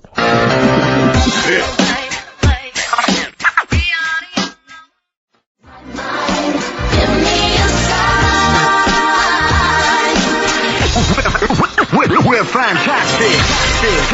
Go on then, back announce it, Carl, it's yours, go on. That's, Mark being Blade there, with a bootleg. And what's it called? You called it something, haven't you? You cleverly called it something. What did you call it? Nick This Record One More Time. Good. Very good. Karl Pilkington there, breaking all kinds of copyright rules. Now, coming up, we're going to be talking a little bit of Feng Shui. The art of moving things around so it's better. The ancient oriental art of rearranging your living room. Yeah, the ancient art of don't sit near a window. Exactly. Because you won't get any money for it. And we've got a book. Well, we've been exploring Feng Shui for our amusement. Yeah, and we're going to be reading some great things. This is just good. It's good, solid Feng Shui advice for us. I mean, what do you need to know? I mean, just keep those questions coming as well. If you've got any question for Karl, don't forget that's an ongoing thing. Anything in the world, any question, personal problems, philosophies on, like, it can be out of the. Just ask Karl if you want. You know, just ask Karl. Okay. All right, Karl, you're up for that, aren't you? Yeah. That's and you give your honest opinion, won't you? Always. Yep. Yeah. Should we give away Donutters? Oh, is this what? It's been won. Who's won it, Karl? Scott, Hammond. Well done. Well done, Scott. He'll be loving that. He's probably gonna have a party, especially to play Donutters. We've had a number of right answers, but I'm afraid Scott's the winner. And the question, of course, was which famous American comedian was heavily involved in the production of the film The Elephant Man? It was, of course, Mel Brooks. Surprising. And he's got a company called Brooks Films. Our first person that called in, I think he was a bit confused. He said, "Is it testicles?" Yeah. When what? The producer went, testicles? Yeah. What was that illness years ago? Right, there was a couple of lads at our school. Oh yeah. Had really big heads. Right. And webbed fingers. And webbed fingers? And... Sorry, wait. Was that... Hold on, did you find him in a pond? Did they used to be little tadpoles? No, Karl, you're not confusing your past with an old episode of Doctor Who, are you? What were they called, these two? I didn't mix with them. It was just like... Of course not. There was nobody thought anything of it at school, because sure. You used to it. Yeah, it's the North. There goes the creature from the Black Lagoon again. Yeah. He's brilliant at trigonometry. He's late for double maths. Yeah. But, yeah, I didn't think anything of it. What is it called? What is the disease called where two fellas... Are they... Not even related. Rubbish. Not related. Were you near a nuclear power station when you were growing up? Yeah. You weren't really? Yeah. God, this explains so much. This has got a bit I don't heavy. think that's it. Hey, talking of enormous heads, yeah, you were at the Pop Idol final, weren't you, Rick? You went down there just because obviously Rick's a huge fan of Pop Idol. He wanted to be there. He wanted to give his support. Quite seriously, there was no irony there. We were he genuinely is a fan of it. And he was. You sort of had photos taken with various people. Yeah, of course. Because you were a bit drunk and you wanted to have a memento of it. And it's obviously a picture of you with Fat Man Rick Waller. Yeah. But the best one is a picture of Ricky and his girlfriend with Dr. Fox. Yeah. Whose head is twice the size of mine. any other head. It's quite remarkable. I don't know how they Farrell was a lovely bloke, and he was really nice to meet him and everything. But he looks like an immaculate tan, and he's always happy, and he's, you know, he's. It looks really on the picture. It looks like someone you might see in a carnival who's built a huge papier-mâché head, and we're like Frank Sidebottom, just sort of walking on the road. It's just incredible. Dr. Fox didn't used to go to your school, did he? He used to hang around with a mate. They were great swimmers.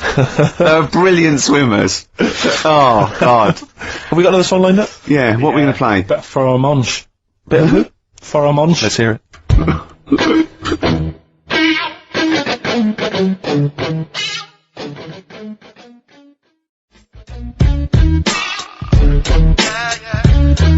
Pharomonge, got ya. XFM 104.9. Well, as we promised, some Feng Shui. What do you want to know?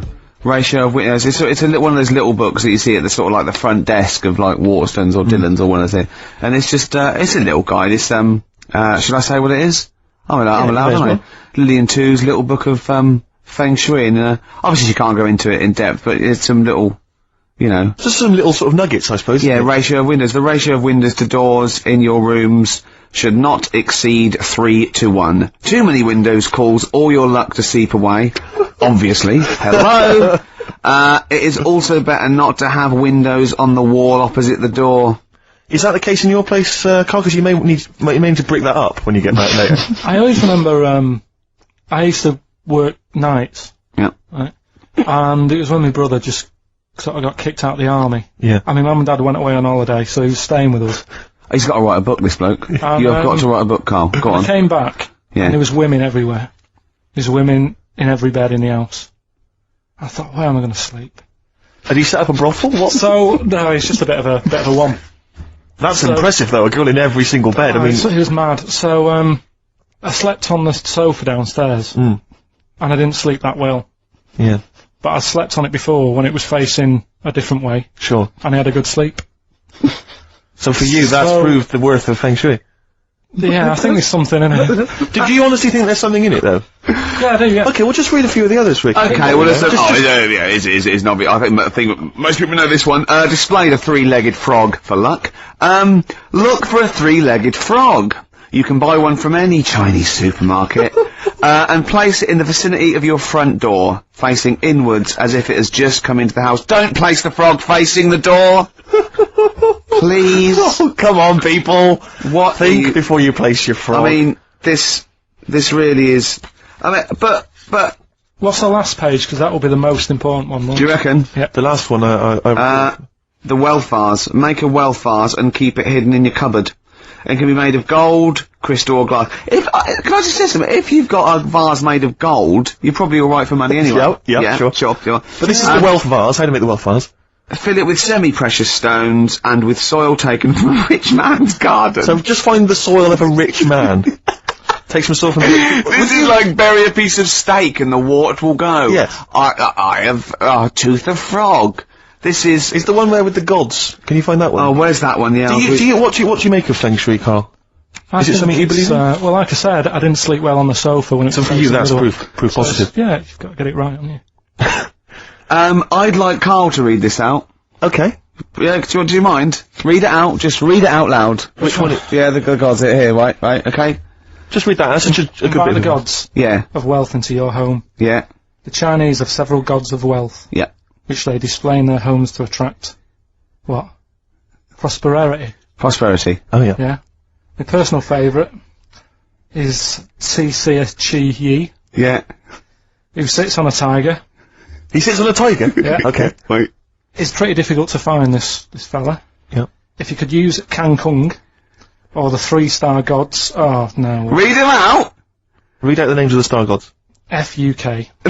it out! Just read it out! It's a Chinese god! You're allowed to say Chinese god on the radio. No. You are allowed to say If you're allowed to say it, you say it then. Well, look, you're so immature! Read the 3 of them out, Rick. Okay, if he is difficult to find, you should use Quan Kung, or the 3-star gods, Fuck, Luck and Sao, all of whom bring wealth and prosperity. Now, what were the names of the gods again? Because if I'm making a note at home, Rick, it's a Chinese god. Yeah, there's Quan Kun, or you can use Luk Sao.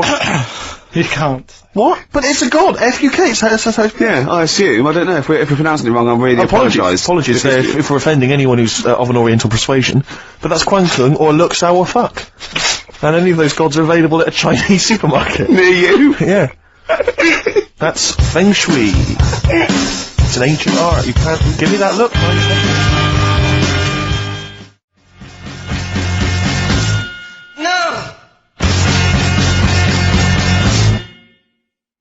Clinic. Walking with thee. So that's Feng Shui. That's Feng Shui sorted. We've given away donutters. We've talked a little bit about band names today. With more insight into Karl's psyche. Now you during that record you said we knock everything. You saw something about the Bermuda Triangle, didn't you? Yeah, when I talked about Ghost, you sort of just because you don't believe in it. I think it's because you're scared of it, to be honest, and you can't admit to understanding it and actually believing in it. Sure. Thing on last night, Steve. Yes. Bermuda Triangle. Oh yeah. Do you know much about that? Mainly the song by what was his name? What's his name? Bermuda Triangle, where people disappear. No, Bermuda Triangle. What's his name? No, Barry Manilow. Barry Manilow. Yeah. Are you familiar with the lyrics? Bermuda Triangle, where people disappear. Bermuda Triangle, don't go near. Yeah. I shouldn't really make a joke out of it. No, you're right. Go on. But what it is, right? There's a program saying what it's about. What do you know about it? As I say, mainly from what Barry's told me, but certainly planes and various boats have gone missing within the Bermuda Triangle. Planes. Yeah, but obviously that documentary didn't explore it. He learned a lot about that. I learned a lot about American history through "We Didn't Start the Fire" by Billy Joel. Again, most of my knowledge of the sort of Tsarist Russia comes from Rasputin by Boney M. Well, listen. Yeah, he was the lover of the Russian queen. They put some poison into his wine. Yeah, yeah. They shot him till he was dead. Yeah, which is, go on. Right, well, those Russians. Sort of bit of an earthquake in the sea. Sure. Lets out methane gas. Okay. And apparently, if you were swimming out in the sea, and there was like an earthquake and some methane came out, you can't swim in it, you just sink. Okay. Even if you're a good swimmer. What happens if you're two lads from your school, and they heads? Yeah, that's like a buoy. So you can see them a mile off, and their webbed hands would get them into shore. Because they did actually say, even if you're wearing a life jacket, if the water's full of methane, right? You just sink. You just sink. So what it's saying is, boats have gone across the sea, got a load of methane in the sea, and the boat just sinks. Right. What about the planes?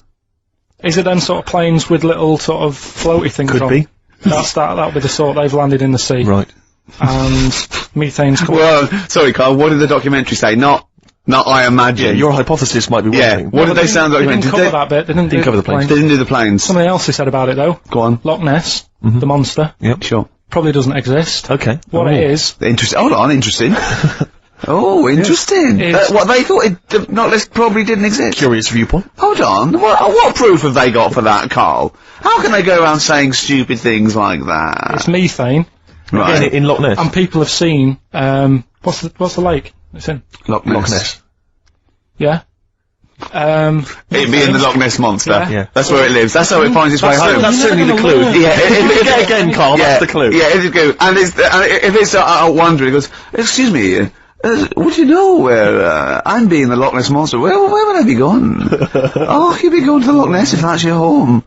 It's away over there, you big monster, you. So the bubbles from the methane bubble up out of the water. Yeah. People think, oh god, it's a monster's head. But it's not, it's just water sort of shooting up because of the bubbles. Well, that's two of the great mysteries of the universe solved by Karl P on a Saturday afternoon. That is fantastic. Yeah. So, that makes me think a lot of things. So, when mediums are sort of like going, oh, I've got something coming through. Do you think they are exhaling a lot of methane gas? And thus making them not think straight? Do you think everything's down to methane gas? Do you think that all the mysteries of the universe are down to methane gas, Carl? What did it say in the documentary you saw? About what? What was the budgie happy? We know that budgie was sad. Was it in a room? Because they used to take canaries down the mines, didn't they? They used to take canaries down the mines, they'd smell the methane, and then the budgie would be happy. I'm not going to teach you anymore. Play a record. The long and winding. Should we introduce this, shouldn't I? Go on, then. Oh, it's Beatles, Long and Winding Road. Smooth. Are we getting paid for this? And winding road.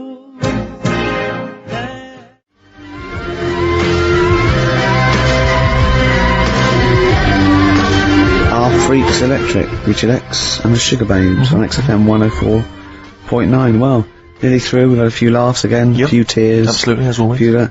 Oh, excuse me, and don't be alarmed. I look quite frightening, but I'm merely a nice monster. I seem to have lost my way home. Could you direct me in the right direction? Nice to meet you. Yeah, Karl Pilkington. Hi. What's your name?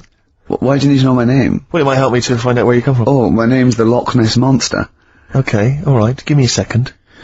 What was your name again? Loch Ness Monster. See, this is what I mean. When you came in, you're all over me. Like a rash. Being nice to you. Yeah. Gets towards the end, you get nasty. It's the phone. Answer it. See who it is. Can you give us a second, listeners? Just amuse yourselves for a moment. We're just speaking to, Carl's just on the phone there speaking to someone. We'll just, keep you abreast of who that is. Time. It's, 10 to 3. Wants to know if you're doing a live show somewhere tonight. So, just a private call now, asking Ricky... I am, yeah. Later. But I don't want to say it now. On television. I don't mind one person now. I don't want to get out of office, and often performs live at different venues around the country. So while those two take care of business... Alright guys, have you finished that private call? That was a mess. Jeez, that was outrageous. You know you're a fan of Feng Shui, Karl, and you believe it's all true. I did just run this one past you just on the off chance. Yeah. Because maybe that you change your opinion slightly. Yeah. Feng Shui teaches you to use your environment wisely. Sure. If your land and the surrounding area is undulating, it's said to house auspicious dragons. When land is flat and featureless, the dragon is missing and the land is said to be less auspicious. Excuse me, they call me the, Brixton Dragon. Sure. I seem to have lost my way. I know it's South London somewhere, but, could you help me find my home? What's your name? Well, they call me the Brixton Dragon. Right, where are you from? I see what you mean. I see what you mean, aye. Oh, okay, man. So does that make you query it at all, the dragon? I'm not into it that much. Right, I'm just saying that if you have your head at one end of the bed rather than the other, it might make a difference to your night's sleep. It's not so much Feng Shui, though, is it, as sort of good advice? Generally. When you went home... Don't sleep on the end of a spike near a cliff. Good advice. I mean, that's good advice, isn't it? You know what I mean? Yeah. When you went home and the house was full of women, why did you sleep on the sofa? Why did you not pop upstairs and sort of... Into a warm bed? Yeah, with a woman. Were they dressed, or... Is your brother still sort of have those kind of parties, or...? I haven't seen him for years. Sure. Where's he living now? I don't know. Okay. What's his name? Mark. He's not known as, like, Moss Side Mark. Because that could be a clue. 10 Dawlish Road Mark. He's never out of prison long enough to get a nickname. Hey, steady on, it's getting a bit heavy, isn't it? God. Is this what's motivated a lot of your anxiety? Yeah. The hair loss, that sort of thing? We always go a little bit too far, don't we? They're a bit dark at the end of the show. I know. Well, it's, well, sorry about that. Them for Pete. Oh, Pete wanting a little bit of Muse. Yeah, if Pete wants it. I mean, I'm not a big fan. I don't mind Muse. I've still not got over them doing that, summertime song. What was it called? Nina Simone cover, wasn't it? Yeah. Anyway, listen, let's not bring the show down. No.